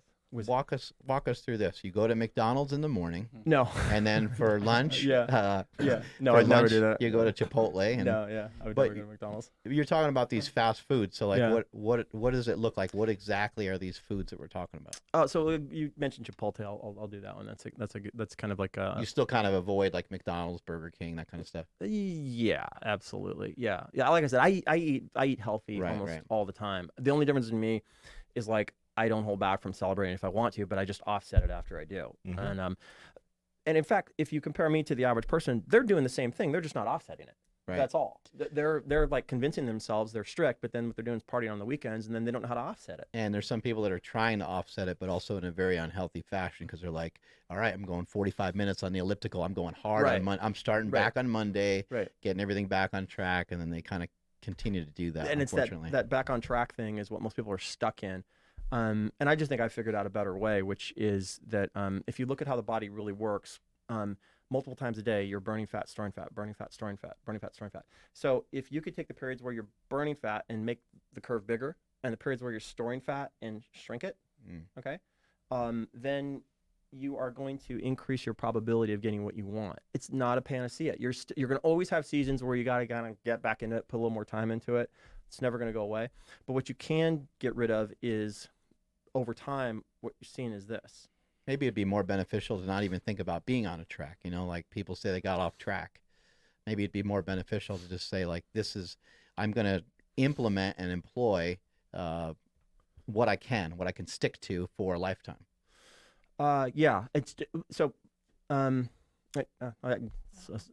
I just came out with this course called How to Eat, and it's all the stuff in the book, but it's just more of it.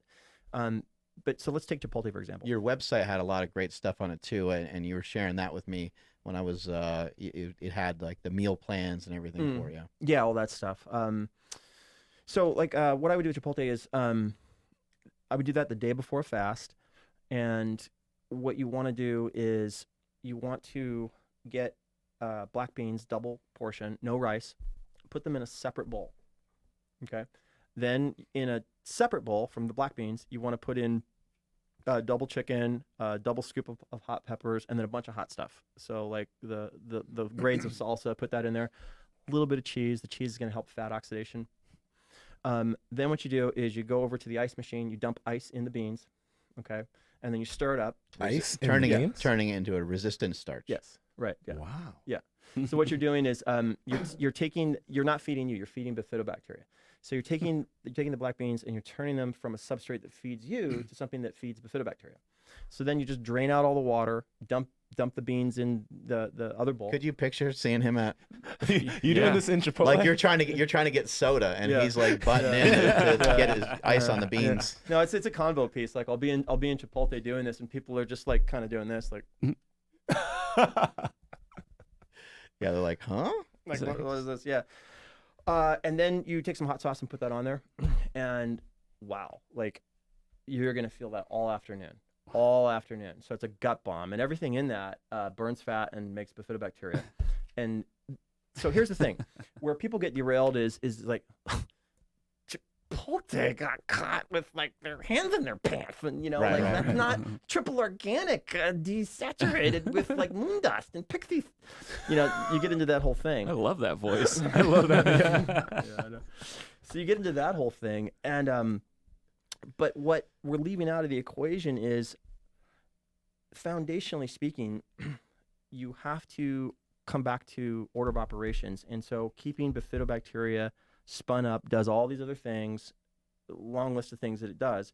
And so, the trade-offs in terms of like, grades of like chicken meat and, all this stuff is offset by the fact that mechanistically you're timing production of bacteria to the genetic rush hour. So there's a functional tool there, okay? I can do that on the go. And there's several other things like that I've just, developed that eliminate meal prepping and all that stuff. And it's actually healthier. Wow. It's healthier. Are you concerned at all? Because you said extra peppers, right? Mm-hmm.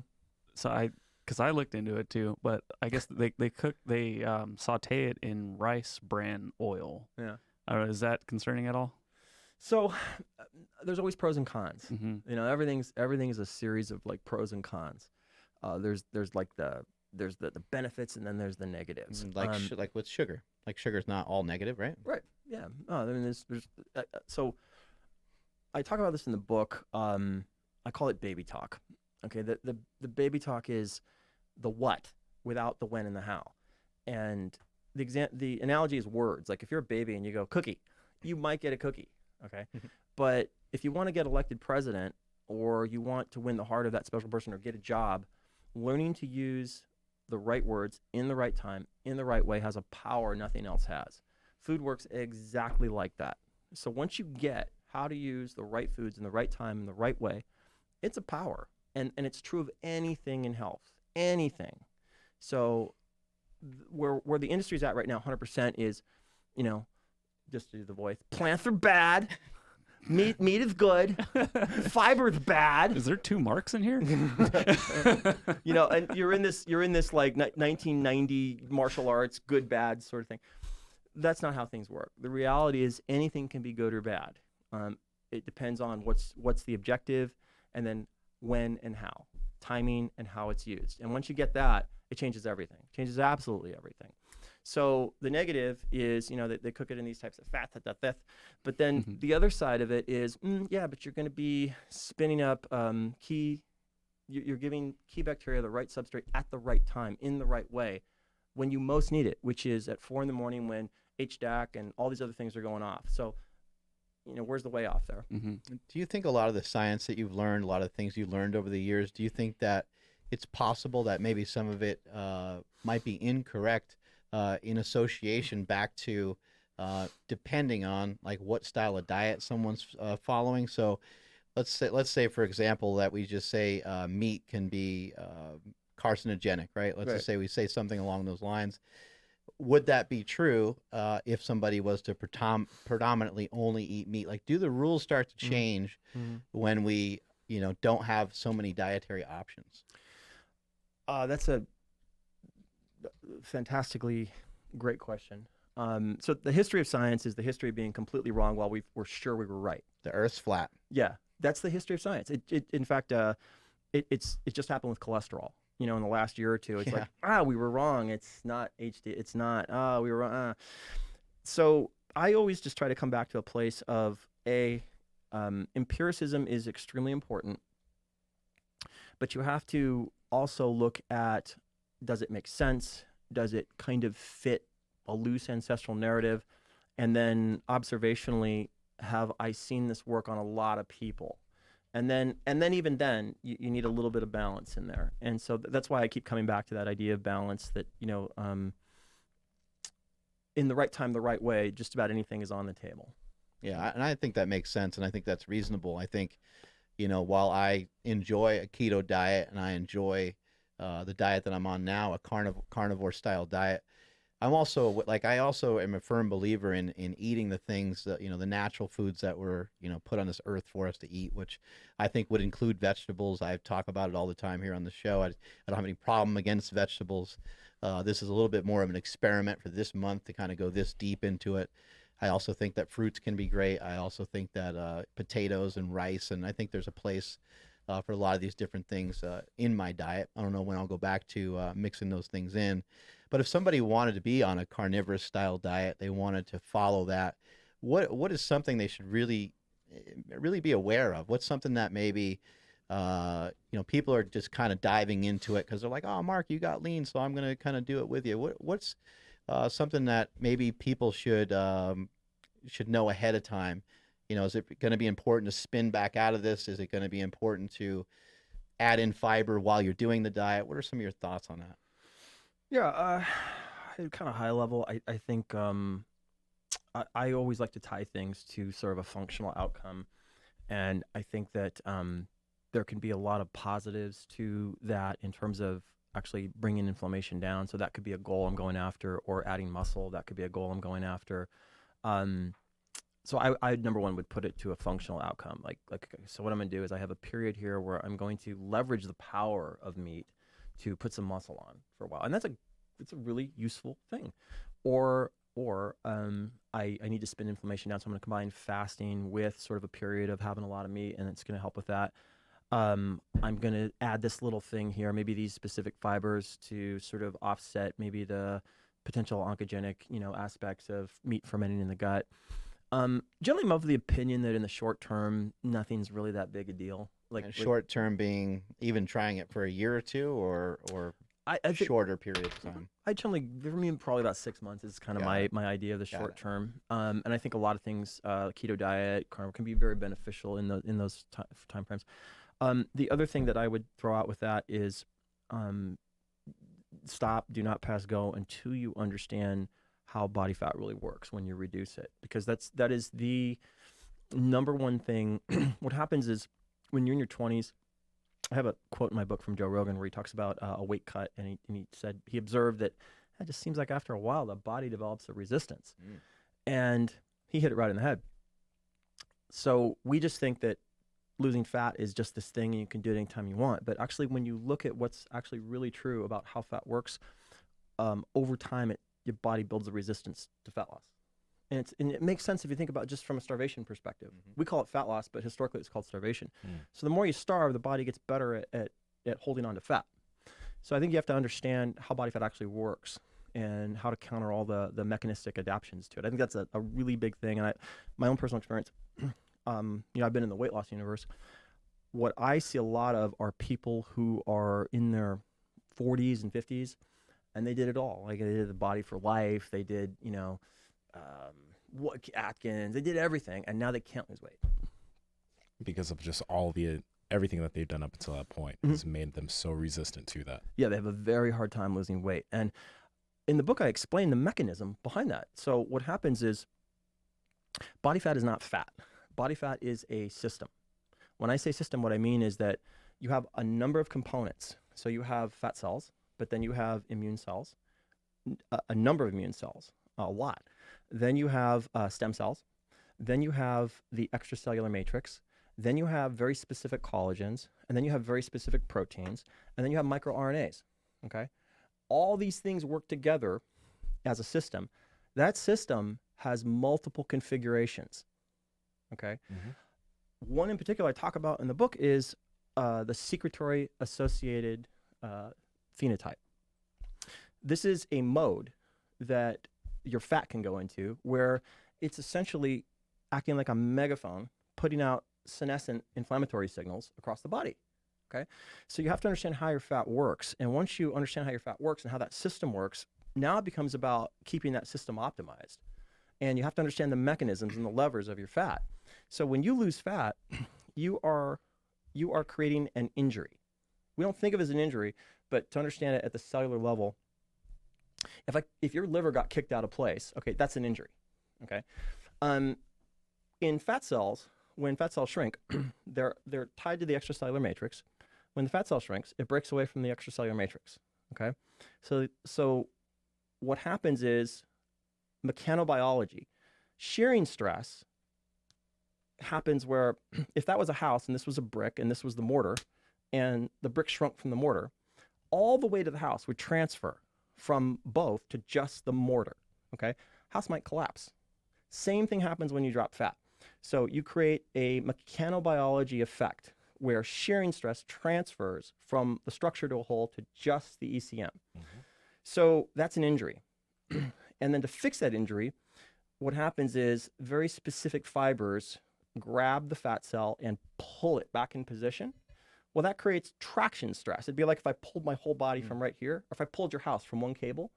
I might get your house where I want, but I'm going to injure the house. Okay? So in response to that, fat cells make heat shock proteins to sort of fix the damage.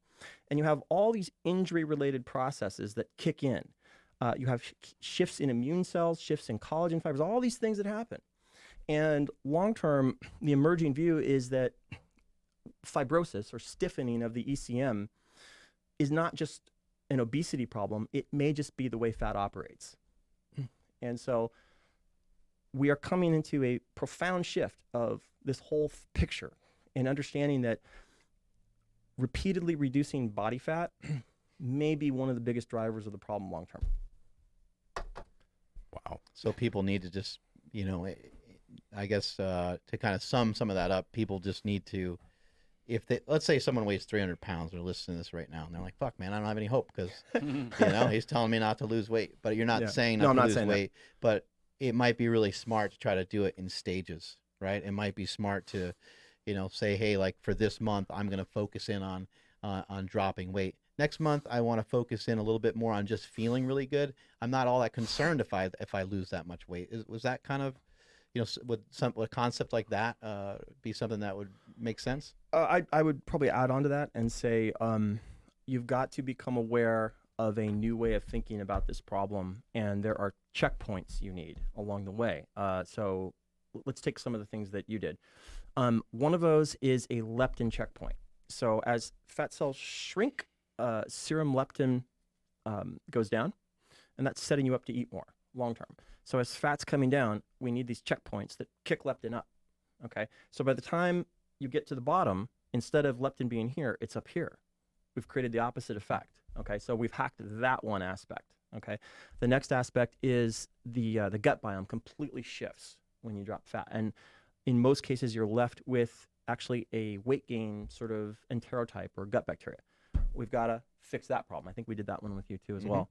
And so you've got just all these checkpoints that are not even in the discussion right now, and that really and it's why I put so much 4 chapters in here. It's the hardest part of the book to that, because this, in my opinion, long term is really messing people up. And once you get the checkpoints, it's not that hard. Like the things we did with you weren't that hard. It was like, okay, dude, here, eat this, here, eat that, and make sure it's at this time, and make sure it's gigantic, and that has a big, big impact. Yeah, you had very, very specific foods, and I think it would be really cool. We're going to try not to take up too much more of your time, but this is just so fascinating, and it's such an honor to have someone here who speaks so well, about nutrition. Let's play a little game here, and let's throw some food right. towards Joel here, All right. and he can give us scenarios of like what the food can do for us from a beneficial standpoint, or you could shout out, hey, tacos or something, and see what how he would spin away from, Okay. eating a quote unquote bad food. Okay. So I'll kind of start it out, and I'll kick her off with cucumbers. What are something that cucumbers could do for us? Cucumbers are really good to start a period of fat loss. So if you combine cucumbers with avocado and asparagus right at the very beginning, you're going to get a lot of things that are extremely beneficial. Mechanistically, avocado is going to actually suppress insulin output. There's a special sugar called mannose in avocado. And what I've seen is when you combine that with cucumber, it's incredible what it does for fat loss at the very start. So it's kind of a natural cleanse. I think you mentioned having that even before you have like a meal, right? Mm-hmm. Yeah. It's very useful at the very start of a fat loss program. And I think also too, last time you were here, you mentioned that cucumbers could potentially help against being like hungover or something like that, right? Was that what it's? I can't remember if that's what it was. That was asparagus. Asparagus. Asparagus, yeah. I'll go ahead and might as well roll into that one now. Asparagus is kind of like a Swiss Army knife of foods. I mean, it's highly, highly utilitarian. One of the interesting things about asparagus is that it actually helps upregulate a couple enzymes involved in alcohol metabolism. So asparagus is a really good food to eat around the consumption of alcohol. And, like none of these things are a panacea. It's not like you're going to eat asparagus and you're good. It's not like that at all. You're going to get a couple % improvement. Right. But if you learn about 6, 7, 8 of these things, they're super easy to do. You just add these things in there. So asparagus is also a fantastic tool to offset with. One of the things that I do a lot is like if I go off the reservation, we go to Cheesecake Factory, and I really shouldn't have eaten that, but I did. Mm-hmm. Asparagus at bedtime sort of helps check the destruction a little bit, because obesity from a gut biome perspective is a fermentation issue. You're fermenting the wrong foods meal to meal to meal. You can take that same concept and apply it in the reverse, and you can even use it to offset foods. So you can ferment in a positive direction, ferment in a negative direction, then ferment in a positive direction, meal-to-meal sequencing. So asparagus at bedtime after you've really blown it is fantastic for that. What about celery? That got popular not too long ago. I have no use for celery for the most part. Mm-hmm. I don't know. I mean, there are some functional aspects to it. It just hasn't been like one of my things that I use too much. Yeah, because I find celery, one of the things about it is it makes you really hungry. And there's times when being hungry is good, but there's better tools to induce hunger. Got it. What's a better tool to induce hunger? Because some people want to gain some size around here too. Yeah. So combination at night. Well, I wouldn't do it at night. It'll keep you up. But lunchtime, do a combination of raw broccoli with avocado, with black beans and tuna. Do those 4 together. That's going to be a fart bomb right there. You said raw coffee? No, raw broccoli. Oh, raw broccoli. Yeah, raw broccoli with. Nice try though. Let me go. Let me go through this again. Okay, raw broccoli, avocado, a little bit of avocado, some black beans, not heated, and then some tuna steak, like lightly braised, and you'll be absolutely starving. Are black beans just that you get in a can from a store? Those are a resistant starch, just by the way they are. As long as they're cold. Yeah. As long as they're cold. Yeah. On the live stream, Arabelle asks, "What about lemons?" Lemons are kind of a great little add-on to like a whole food cleanse. They're good for that. I haven't used them too much myself for anything other than that. Or lemons with citrus make for a really good like kind of natural salad dressing when you're there's a couple of like mega fat loss like meal combinations that I've done with people, and you need some flavor somewhere in there, and lemons are really good for that. If you have too much flavor deprivation while you're experiencing fat loss, your mind goes, you upregulate the archaic nucleus in the brain, and then you just eat like crazy. So, do lemons help? Do lemons help you digest collagen a little bit better? I don't know the answer to that one. Yeah, I've heard somebody say that maybe vitamin C might play into it. So, some people talked about squeezing a little bit of lemon into some bone broth. But that's interesting. what about something like cereal? Thank you. I was just That is Yeah, that's why I asked it, because I'm always The thinking, number when I think one of you, thing I think for of me. cereal. Which Yeah. one? well, I love cereal. for sure. Like I guess I can't really do a top three, but the top three that come to my head is Cocoa Pebbles for sure. Yes. I mean, come on. Yeah. Mhm. Cinnamon Toast Crunch. Yes, My there we favorite. go. There you I go. keep asking Ron. That's I got to really ask good. Ron to do that one. Yeah. And then it's a tie between legit just regular Cheerios and back to Fruity Pebbles. The place I would use those, there are times when you need to 2x calories, and it's actually very good to do. So again, one of the ways you can maximize muscle growth is to amplify starvation signals. So the more you get the body signaling starvation, the more it's going to put muscle on. And it just makes sense if you think about it. Like if you just run through that narrative, it kind of makes sense. And then in a practical sense, it actually works. So coming off a very specific kind of fast where you've been amplifying the signals of starvation. In fact, you can even do it with food. You need 2x calories for about 10 days. And it's very difficult to 2x calories sometimes. And so those things can be kind of perfect in that space. They can be really useful in that space to do that. And it's very beneficial because you have to combine it with training a lot heavier, 2xing calories and a few other things. But during that period, Fruity Pebbles are very useful. So Yeah, this they're the clumps best. together with like ice cream and stuff too. Like that. Okay, That's where all that type of stuff clumps together. Correct. Not necessarily.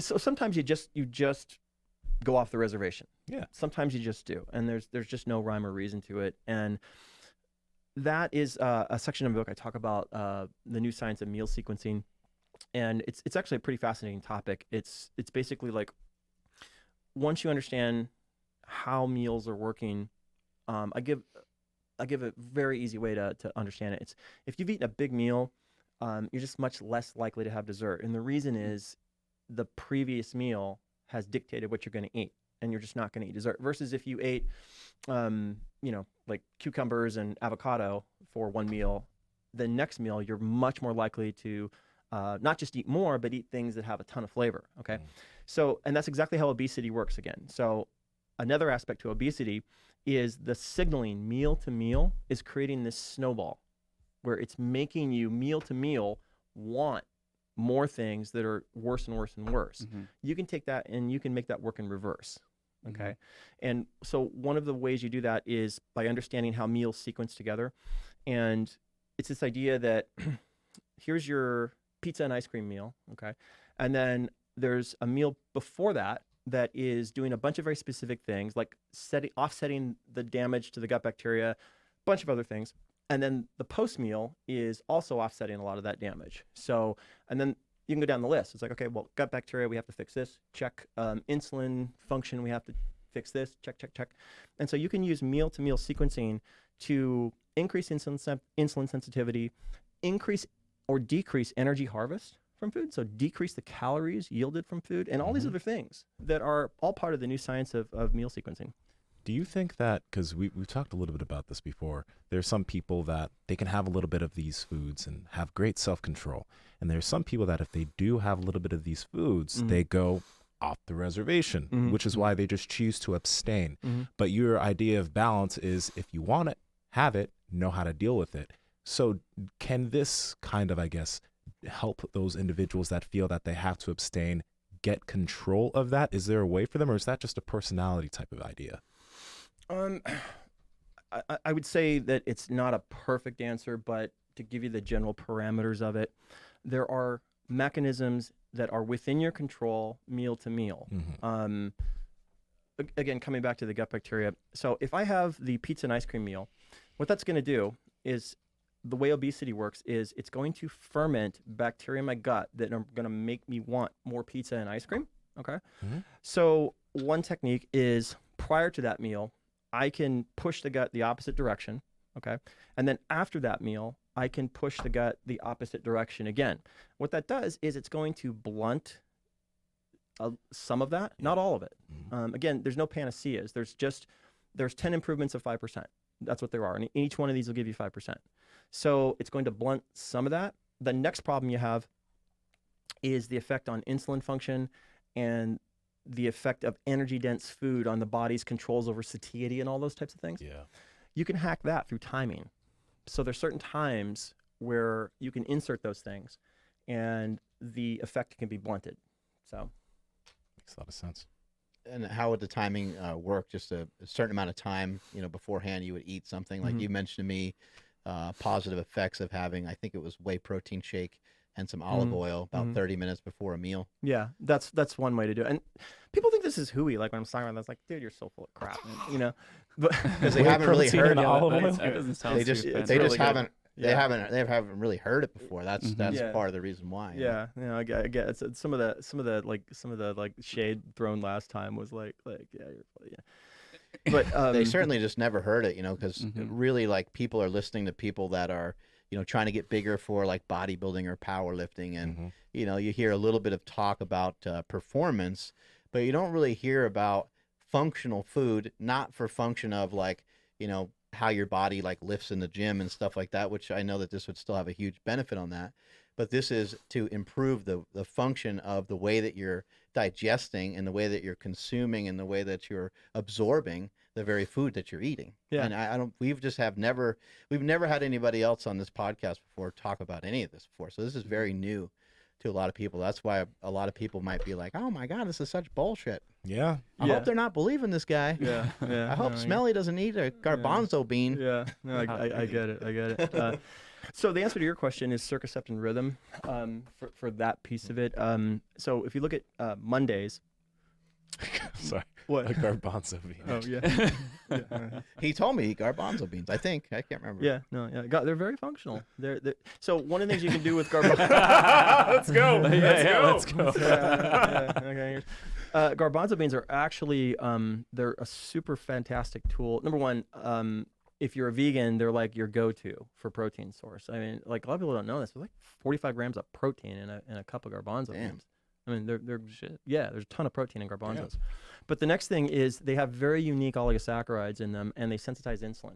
So if you're going to have the pizza and ice cream meal, garbanzo beans at the previous meal actually help insulin work a little bit better. You're going to get a couple % bump on the way insulin works. So they're very, very, very, very functional, and they feed the gut. So cool. Yeah. How about a question that a lot of people probably have? Before working out, I think you do some super specific things, but how can they? What kind of things should they potentially eat before having a workout, or before a workout to make them perform better? Depends on the time and the type of workout and all these different types of things, but let's just go down the list. So go-to, which I don't think is new to probably most people in this audience, is that workout on the morning of a fast. Okay, let's start with that one because that's kind of the most important. What I would add to that discussion is that you have amplified bacteria prior to that, and you've amplified the genetic rush hour prior to that. So you're getting all this sort of signal induction for AMP-K, SIRT1, and all these things we want to activate.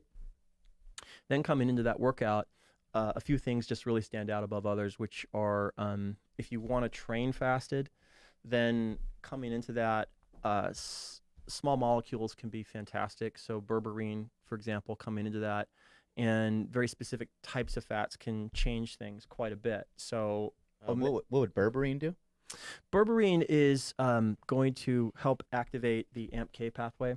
Okay, it's going to activate the youth extending, life extending benefits of sort of that fasted workout. Your ancestral narrative is freezing your ass off in the morning, hunting food, sprinting, and carrying something heavy. Okay, so starved state, freezing, deadlifting essentially, and sprinting. That's kind of like that rings the deadlifting in the snow. Yeah, yes, yeah, which eliminates 99% of the population. We invented society to not deadlift in the snow. But so coming into that workout there, so sprints and deadlifts are like hugely beneficial, give a lot of reward points for keeping everything young in cycles. Like you don't want to do that all the time. Sometimes you need to cycle coming into a fasted, but then other times giant meals are extremely useful, particularly post-workout coming out of a fast, or even going into after a fast, and you're just going to get a completely different type of workout. So you can do the same type of workout coming off a fast with either fasted or giant meals, and you're going to get different outcomes. sometimes you need massive inputs of food to spin inflammation down. And I think that's a mistake. I know I made that mistake. I was in the early phases, 2011, 10. I was fasting all the time. I was always sore. And then wasn't only until I added big meals in that I started getting resolution of inflammation down. What are your thoughts on feasting? Like, really, getting after it and packing in a lot of food. Is that, when people do eat, is that a smart thing to do? Are there some benefits to it? I mean, you're mentioning some of them. Yeah, I think it's essential. I think feasting is essential for weight maintenance long term. I think you have to long term have periods where you're feasting, and they are best accompanied. In fact, I have it in the book. Like, really kind of fill yourself until you're kind of uncomfortable type thing? Coming off of starvation. So what you want to do is amplify starvation signals and then come into feasting, and then the body puts muscle on like crazy. And putting muscle on is very, very important for longevity. Hugely important. Don't you end up doing that like yourself? Oh, absolutely. Yeah. Yesterday I had chicken, steak, pork, eggs, and bacon. Like just enormous amounts of it. It was so good. This isn't often, and this definitely breaks the rules of World Carnivore Month. Even though I'm not doing that necessarily, but I went to Five Guys and I got 2 4x4s. That sounds amazing. Yeah, I had some fries with that. I had a ribeye at home, and I didn't get to eat the Cold Stone because I wasn't hungry enough. So I'm saving that for later on. Oh, tomorrow. I mean, birthday tonight. cake. I don't know. Yeah, but yeah. So like that's not something I do very often. But there are like days that I'll eat way more. I just feel that I have to eat so much more food just because it'll help me feel better. How long does it take you to eat that amount? Like, do you sometimes, like I sometimes will eat for like 2 hours straight almost. It took me like 80 minutes yesterday. Yeah. But I bet you recover much better. Oh yeah, like inflammation goes. You're right. Yeah, I feel great today. You can kind of feel it when you're eating. You're like, I definitely need more food, right? Like yes. It's in your head, and you're still not feeling like uncomfortable. And then once you get that uncomfortable feeling, you're like, I think I got it. I think I did good enough. Exactly, but in the past, that uncomfortable feeling, I'll just eat through it. Yeah, I can't eat through it now. That's outstanding. Yeah, got to have that mindset. Yeah. Are you familiar with these carb partitioners, or like these? Is this something that you can take before a big meal, and it will supposedly push like the bad carbs like directly into your muscles? Yeah, like berberine does that to some extent. Helps. Glucose disposal and all that. Yeah, there you go. That's yeah. I mean that's I would say that it's a small piece of the equation, but there are some very good tools. Again, it's all what, when, and how. So berberine is like the big gun. The big bullet in the gun, and you don't want to use it that often. Like you want to save that one for like you really messed up, like you need some help. But some of the lesser ones like gofulapoic acid or some of those things are very good little additives. But I would combine them with meal sequencing, and I'd also combine them with just understanding the different mechanisms. So the gut biome, insulin sensitivity, all these other things. Combine it with that, and I think that's the misnomer of the environment we're in right now is like everybody's looking for the what. Like it's beetroot, dude. Beetroot saves all. No, man, it's NAD, dude. NAD, like it's amazing. I mean, and that's just not the truth. This is like nothing works that way. It's so what you can do though is there are very useful tools, and once you understand what, when, and how, you can use those tools to get measurable effects. Measurable effects. And then like I'm 55. I'm not on anything, I eat pretty much whatever I want. I don't work out that much. And I managed to stay fairly lean year round. And it's because I'm getting these little bumps in things. I'm not getting 100%, but what I am getting is this thing that happens over time for most people. I'm pushing this down and I'm pushing the slant down. Now, that doesn't mean that every now and then I still have to, kind of have a few months where I spin things up and push this here. But what I'm not getting is this thing that happens to the populace over time. Yeah, and then are you able to like chase down a bad meal, or do you have to do everything pre-bad meal? No, it's before and after. Got it. So yeah, it's you're coming into the meal. You can set it up on there's a checkbox. You can just set the checkboxes up, and then after the meal, you can do the same thing. And above that pattern, in the book, I have what I call the 2-day core pattern. That inherently offsets just about everything, just by the nature of what it is. So you're cycling one day to the next, and there's a bunch of mechanisms all interlocking that just, so if I did one unit of it, like morning and then lunch and then dinner was, cheesecake and cheesecake and soda, whatever, then the next day we'll offset a chunk of that. Got it. Awesome, man. This is a lot of amazing information. What you got? I don't want it to end. There's one last thing I wanted to ask. I know I want to keep me here for 4 hours. Yeah. That's fine. No, keep going. You mentioned something about the industry focusing a lot on like mitochondrial efficiency and stuff like that. And there's like, I have a red light machine at home and I use that. Do you think that's beneficial or no? Or is it, because you said there are some risks and that piqued my ears a little bit. So I'm just wondering, what are your thoughts on that stuff? Fits into again, so the good bad paradigm is, red light's good, blue light's bad, plants are good, meat's bad, blah, blah, blah. Red light is extremely beneficial in the context of what, when, and how. So by itself, it's not a panacea. You will talk to people who do red light therapy, then they just swear by it. It's like the greatest thing ever. So by itself, it is incrementally utilitarian. And if you combine it in the right time, in the right way, example would be you amplify fasted signals the day before.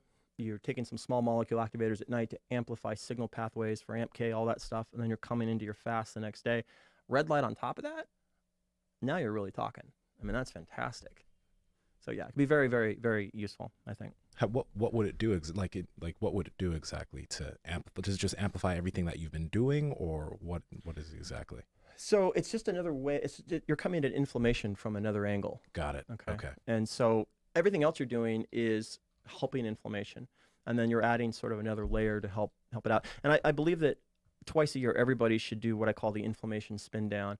And it's a very specific 5-day period of just knocking inflammation down. New research. So there's a lot of confusion about aging, and there's some new concepts in the air right now. DNA methylation, one of them, and so what I've done for a number of years is looked at different researchers, and what you see is that when you look at different researchers, they're going to give you a different worldview. It doesn't mean they're wrong. It just means that they're just doing research down this one sort of lane. And when you go look at a different researcher who's looking at something entirely different, you get sort of a different worldview.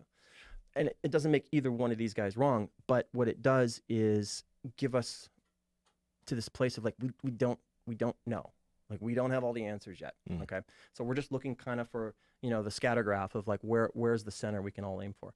So what you see is when it comes to aging, the belief that's bubbling up right now is that, well, it's telomere length and DNA methylation. That's the thing, man. That's the thing. If we just hack that, then we're good.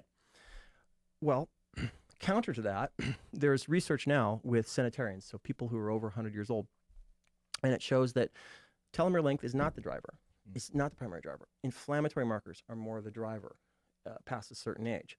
And what centenarians seem to do is they have this sort of low-grade inflammation that's acted in a hormetic way with them that other people don't have. So they've been able to upregulate their inflammatory response, and that's why they're able to live so long. In terms of measuring biological age, there's this idea that, well, DNA methylation is how we know biological age.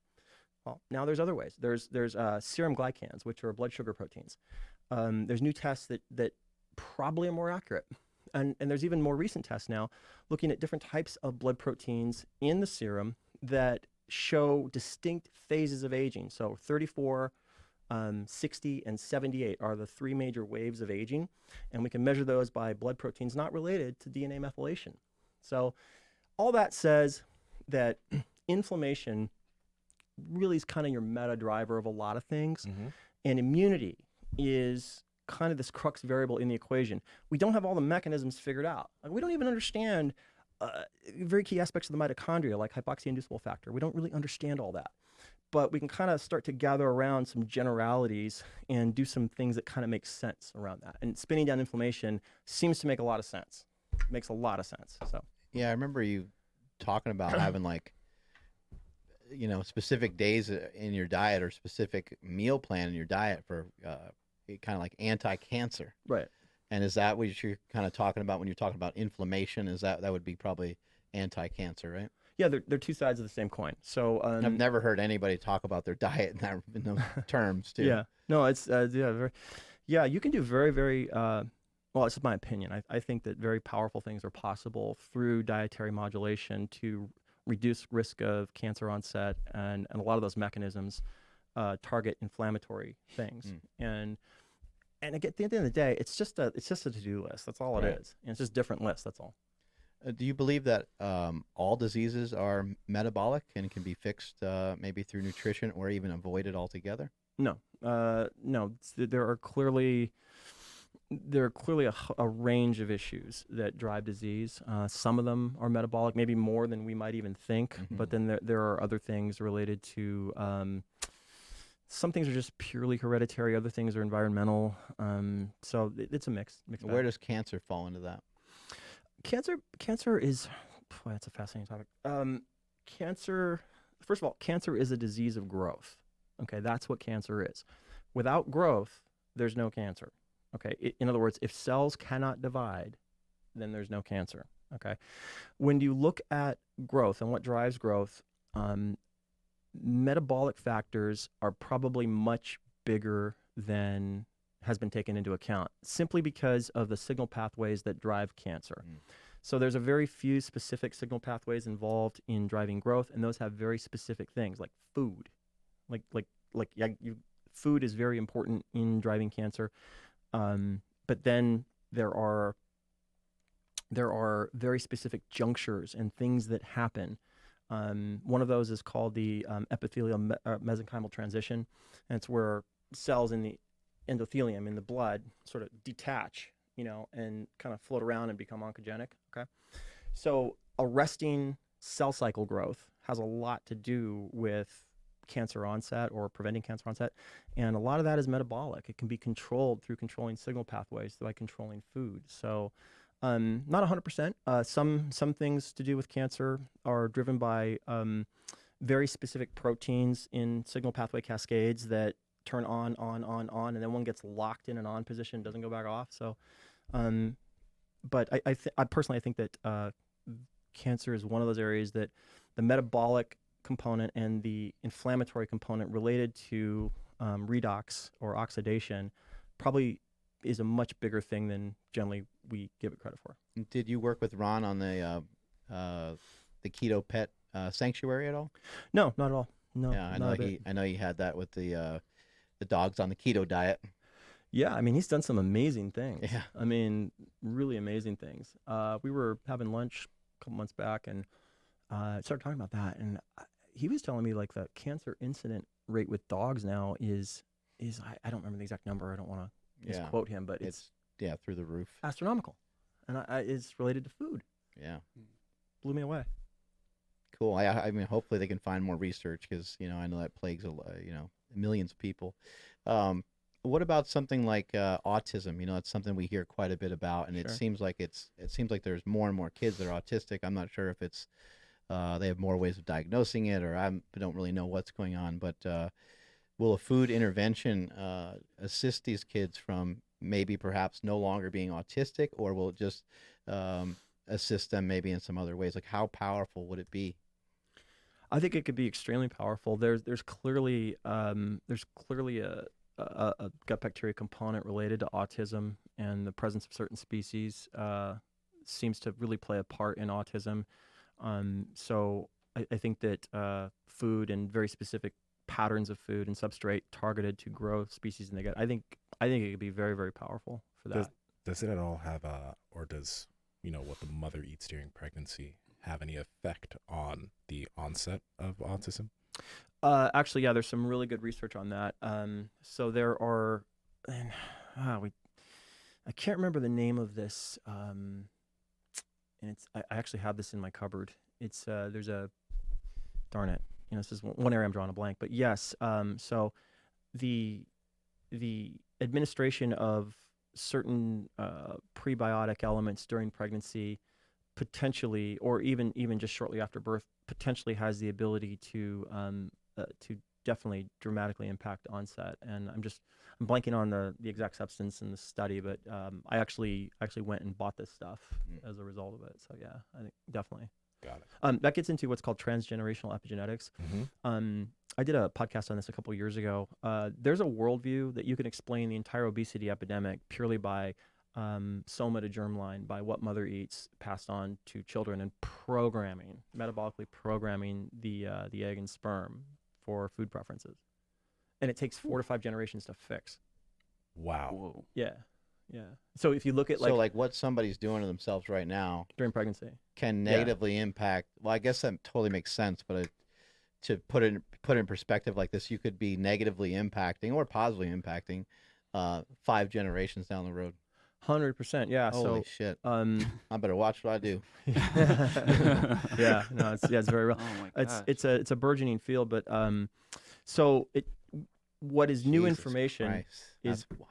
it's crazy, right? Yeah, it's fucking crazy. Yeah, you can actually explain the obesity. If you go back and you look at the onset of certain types of foods in the American diet in the 50s and soma to germline transgenerational epigenetics, you can make this case that the obesity epidemic sprung up there, and it's just playing out.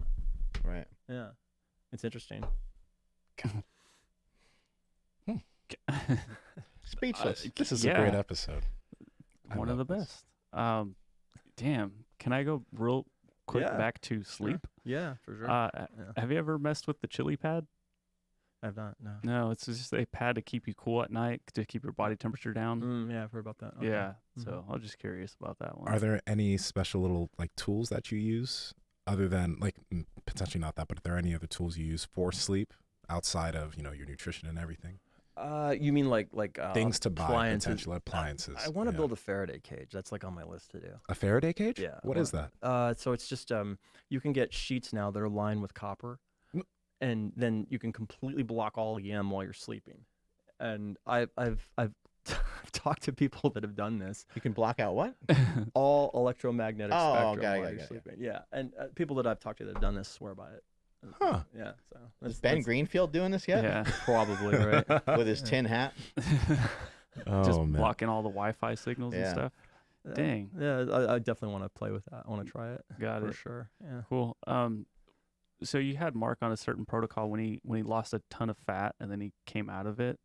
What did you get? I mean, I know it was awesome because I was eating some of this like similar things that he was at that time, and he just like texted me, "Hey, have a big old hamburger, have fries, and then finish that up with a grilled cheese sandwich." He's like, but not like a homemade like cheap one. Go out to a restaurant and have that thing and have at it. And I'm asking because I actually dropped the most body fat that I ever have in my whole life recently. And this was at the end of last year, so I don't know if like I missed my window of like recouping. But He's asking for permission for grilled cheese sandwiches right now. But genuinely, like, what would be the best way to recoup after dropping so much body fat? When was it? This was right before Christmas. So a month ago, exactly. Oh, so good timing. Okay. So first thing you've got to jump on is, and this is a little tricky just timing wise, but so start with leptin. So leptin drives food intake, and you've got to get that back up while not gaining weight. So there's some very specific patterns you can implement. One would be, in your case, you want to shoot for about a 2-3 day period of 2xing your calories, kind of in a sequence. So breakfast would be super huge. Like you want roughly 1,000 calories at breakfast, 1,500. Before breakfast, you need to set that up with a couple things. So before breakfast, start with the whey protein shake. Add some olive oil, add some cinnamon to that. Wait 30 minutes. Okay. Take a little bit. I would probably do like an alpha lipoic acid or maybe berberine. The protein and olive oil and cinnamon is helping to regulate blood sugar for what you're about to eat and help with insulin or something like that. Yeah, what we're doing is we're going to shift the postprandial glucose peak a little bit with that. So we're gonna drop the highest peak, and we're gonna push it back a little bit by having that 30 minutes prior. Then at breakfast, there's a couple combinations or ways you can do this. One is healthier, one is less healthy, and you'll do both. So the less healthy one you do on Sunday morning, the more healthy one you do on Wednesday morning. So the more healthy one, what you'd want to do is you're going to get in about 1,000 calories, okay? But you need to add a few kind of healthy things to the mix. So a really great start or foundation is steel-cut oats raw, okay? Like put some water in, put them in the microwave for like 5 seconds, add a little bit of cinnamon, add honey to that, okay? That's kind of like to start. Then throw in probably 10 egg whites, 3 or 4 eggs. Then you'd want to throw in giant plate of blueberries, like more than a half plate, 3/4 of a plate, in that range. So what you're doing with that is we want to get phenols in your blood up. Okay, we want to get your serum phenols up. What that's going to do is it's going to create a buffer zone to offset oxidation of things we're going to put in you later. It's also going to help keep you from gaining fat again, because serum phenols in the blood, they have very specific effects on gene activation when it comes to storing fat. Probably two slices of toast along with that. I would do sourdough, throw some butter on it. So, covering about 1,000 calories. That's the healthy version of that. Okay. Then as you're getting into midday, that chipotle meal I gave you would be a really good one to do. And then prior to that chipotle meal, probably have a couple cheese sticks to set it up with. And then as you get into dinner, the trick here is you need a massive amount of food, but it's got to kind of be functional. One good way to do that would be spaghetti squash, meatballs, cheese, like a really giant spaghetti dish, but you're using spaghetti squash kind of as the base for that. And so when you kind of look at that whole day, it's a ton of calories, but it's very healthy. But what you are getting is you're getting a ton of flavor. Okay. You're getting stomach distension, but you're also getting a lot of functional properties. Okay. What this is for is you're going to set up now Sunday with that. And then Sunday morning, you're going to repeat this, but instead now you're going to go for flavor. So, pancakes, eggs, bacon, Now he smiles. Yeah. I smile because you look right at me. Right. Yeah. So I'll do like double take, huh? Yeah. Yeah. It's got to be Pancakes? very big meal. So what we're looking to do with this here is we're looking to create tremendous amount of satiety, tremendous amount of fullness. Okay.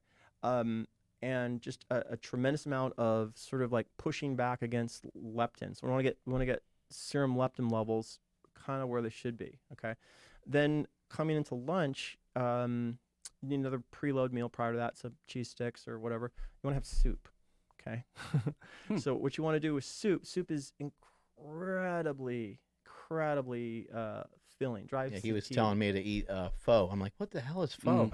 Thai soup, I guess. Right. Yeah. So Pho is amazing. what we're doing here is we're stacking one after another of like satiety, like satiety. We're trying to push leptin back up, but we're not doing it really in a way that, for the most part, is going to add a lot of fat on you. If anything, it's going to have actually the opposite effect. Hopefully, we want to get some of the feasting blood proteins going with this kind of thing. Okay.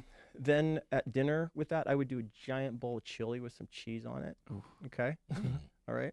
So that's kind of like a starter kit for the post fat loss leptin box to check. But that gets you down that road of very often when you look at failure rates for fat loss, it's 50% of it is two things. It's the energy gap, meaning metabolism is lower, leptin's higher.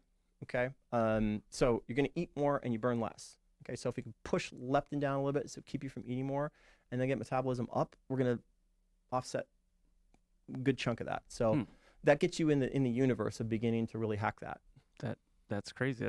That's exciting for one. But I wanted to ask because so Nsima's doing all my nutrition help and all that. He's coaching me through it.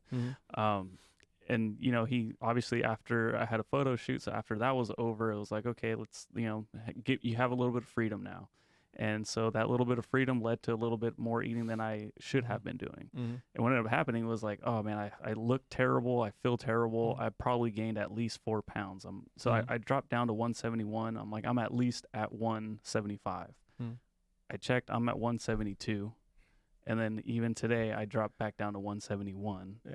And the only reason why I'm really concerned is because I lost the look, but the weight stayed the same. So I didn't know if it's because I added fat or I lost muscle, or I didn't know exactly what was going on. Because I definitely look different, but I weigh the exact same. Just sodium alone, would account for some of that. So, I wouldn't. Maybe training motivation too. Maybe you're not as pumped, to go in there and kill it. Yeah. And then I think the energy levels too have dipped down, but I think that's also just the motivation and the mindset. Yeah, energy gets into, generally speaking, when the body's very lean, you're going to have higher energy, and you're going to be, especially when you're burning fat, you're going to have, you're especially when you're burning ketones, you're going to, have a ton of energy, and then slamming all this food in there and all this substrate and kicking insulin up again like that, you're going to feel a little bit of a dip, but I wouldn't worry too much about that. I think overall, if you make the most important thing, the shredded abs look for life, which has no bearing in reality that anybody lives in other than, someone that's all you do. The other side of that is to really just maintain the benefits of what you've achieved forever. And so there's all these counterpoints you have to start checking the boxes off, and we haven't even gotten into like all the genetic activation that happens post maintenance. Yeah, you're almost out of the woods too, because it takes about 6 or 8 weeks to kind of be in the clear of like having your head be back to normal and a bunch of other things. And then one of the things that got me really excited when I first talked to Joel, he was more about like kind of the end result, like what's it going to look like 2 years from now, 3 years from now, 4 years from now. And that's the thing that's exciting, is that you go through different spots now, and it's easy to get like up and it's easy to go down in terms of how happy or excited you are about the results or a lack of results sometimes.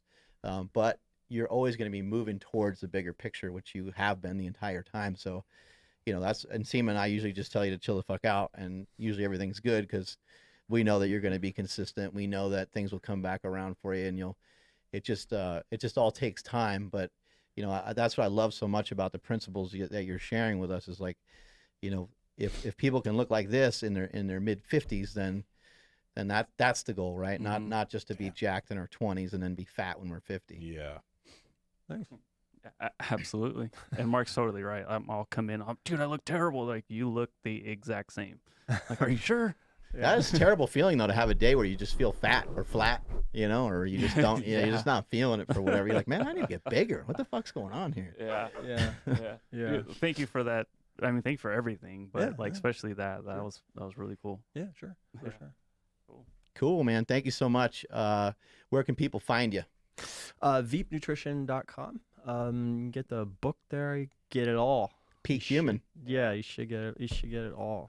There you go. Is it everyone's question always is it on Amazon, or will it be? It will be, not yet. I'm in the process of like really learning the publishing market, and with a book like this that was so science intensive, I really wanted to get my feel on the buyer and like the feedback, and be very close to the ground, in the early going here. So, and I'm learning.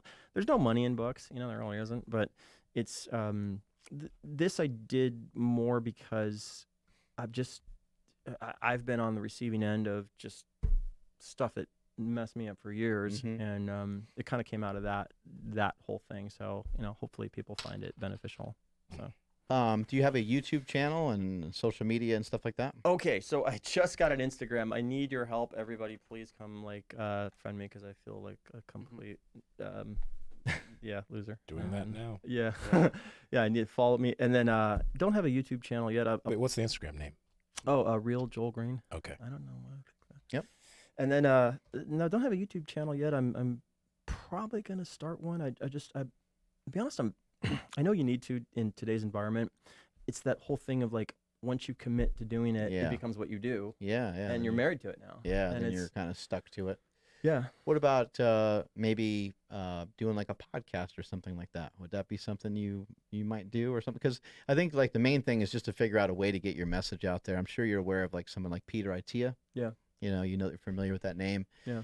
Just you having a microphone set up and speaking into your microphone about something in particular that either popped up in your head, or I mean, you talking for 15 minutes, like that's a great piece of content that the world could really use, So I encourage you strongly to try to jump into something like that, because I think it would really be, it is a pain in the ass, it is a pain in the ass, but in whatever least amount of pain you can handle, try to either do YouTube or potentially do like a podcast type of thing. Yeah, thank you for that. I need to just jump on that now. I getting this thing done like took so much out of me to get it done that you said like 3 years, right? 3.5. Yeah, I'm just coming online now for like the rest of everything else. So. How in the hell did you learn this stuff? I mean, are you like a food scientist? Are you a professor? Like, What's your goddamn deal? Yeah, I get asked that one a lot. What? What's Could you your deal imagine? for? Could you imagine, like, me and Nsima are being meatheads, and we're talking about like our diet, and this guy chimes in with some of the stuff that he knows. We'd be like, "What? Yeah. What's going on over here? How do you know all this shit?" No, I just think it was necessity, really. It was necessity. Along the way, I created this software program, and we started selling to like hospitals and stuff. And then they started, sticking the PhD in front of me, and I had to sell that dude. And so a lot of it was necessity, but then a lot of it too was it's just kind of been this thing I've always been into, and I got bamboozled so much for so many years that I just got to a point where I was like, I just gotta learn this for myself. I remember 1989. I don't know if you remember this. Champion Nutrition came out. Yeah, absolutely. Yeah, the guy lives in the area. We're supposed to have him on the podcast soon. The creator. Yeah. Okay, so Metabolol 2 had MCTs, the fatless fat, on the label, and I read that and I was like, that was the era of no fat. Yeah. So I was like, how could I have no fat? That's impossible. So I started looking at MCTs because that was just unheard of back then. And then Vince McMahon did the WBF, and they put everybody on the keto diet, and so all this stuff, like, I was just kind of on the front line of like, what the hell is this? How does this work? And trying to figure it out. And probably for me, a lot of the issues I had just running into problems with things really drove it. My own personal issues of just what happened because I was doing things that people told me were good for me. Are you like by name like a nutritionist or a No. doctor or? No, I don't make any claims. I'm a consumer. That's what I am. I'm a consumer who just, finally just said, enough's enough. How'd you get involved with Ron Penna and Quest Nutrition? Because it seemed like he brought together kind of like a superhero, League of Extraordinary Gentlemen kind of thing he had going on over there. Yeah. Well, Ron's an extraordinary guy. He we were both in the technology industry back in the mid 2000s, and we both were running these companies, and he was one of my customers, actually. I always talked to Mike Osborne. I didn't even know that so long story short, I was friends with one of his guys, and just purely by a fluke, like in 2012, we kind of caught up, and I just knew about their clothing. I was like, "Hey, Michael, man, those are pretty cool clothes, man. Where'd you get those?" And he's like, "Oh, Joel, come on down. The protein bar's kicking butt." And I'm like, "What protein bar are you talking about?" He's like, "Quest, man." I'm like, "Quest, what?" He's like, "We're Quest." I'm like, "You're Quest, what?" So next thing you know, I'm in front of Ron, and I had created my nutrition system, and Ron was really passionate about nutrition, and literally he gave me 30 seconds. We got in a room, and he tried to blow me out of the water, and I went into some bio babble, and he was like, "Okay, So next thing you know, we start talking, and that just led to like literally years of talking about stuff. And then 2015, 16, we got on this convo about methionine restriction that I was into, and Ron was pretty fascinated by that. And he's like, "That's our thing. That's what we're gonna do." And so that led to coming to Quest and being part of that whole sort of magical picture for the time that it was there, which was, I just like, man, talk about like being part of a thing where everybody there is just some genius at something that Right. nothing about, and you're just kind of like, wow. I mean, it was pretty cool. It was really cool, and that was all Ron putting that together. You have any travel coming up or any seminars coming up? No, nothing yet. I'm just getting out into the market to start driving all this. I just literally got, the birthing was done, and now I'm, off to the races with this. So Yeah, I remember you were on Kyle Kingsbury's podcast. So hopefully we can set you up with some other podcast people so we can keep getting your message out there and people can learn more about this book. Thank you so much. Yeah. I sincerely appreciate it. Where can people find you, Andrew? You guys can hit me up at I am Andrew Z on Instagram. Make sure you're following the podcast at Mark Bell's Power Project Podcast, at MB Power Project on Twitter and TikTok, and make sure you are subscribed on iTunes, and please leave a review. And before I forget, huge shout out to Piedmontese Beef for sponsoring this podcast. That's Piedmontese.com. That's PIEDMONTESE.com. At checkout, enter promo code Power Project for 25% off your order. And if your order is $99 or more, you get free 2-day shipping. If my name was Nsima Inyang, where the heck would I be on Instagram and all over the place? That exact thing. Nsima Inyang on Instagram and YouTube. Nsima Inyang on Twitter and TikTok. So it's not Big Daddy anymore? I don't know what you're talking about. You liar. You're just a weird dude. Anyway, how about you, Mark? We're on day number 23 of World Carnivore Month. Thank you guys for joining in on that. If you want to find out more information about the carnivore diet, check out my YouTube channel, which is Mark Smelly Bell. Also, Instagram, Mark Smelly Bell, and Twitter as well, and TikTok. Strength is never weakness. Weakness is never strength. Catch y'all later.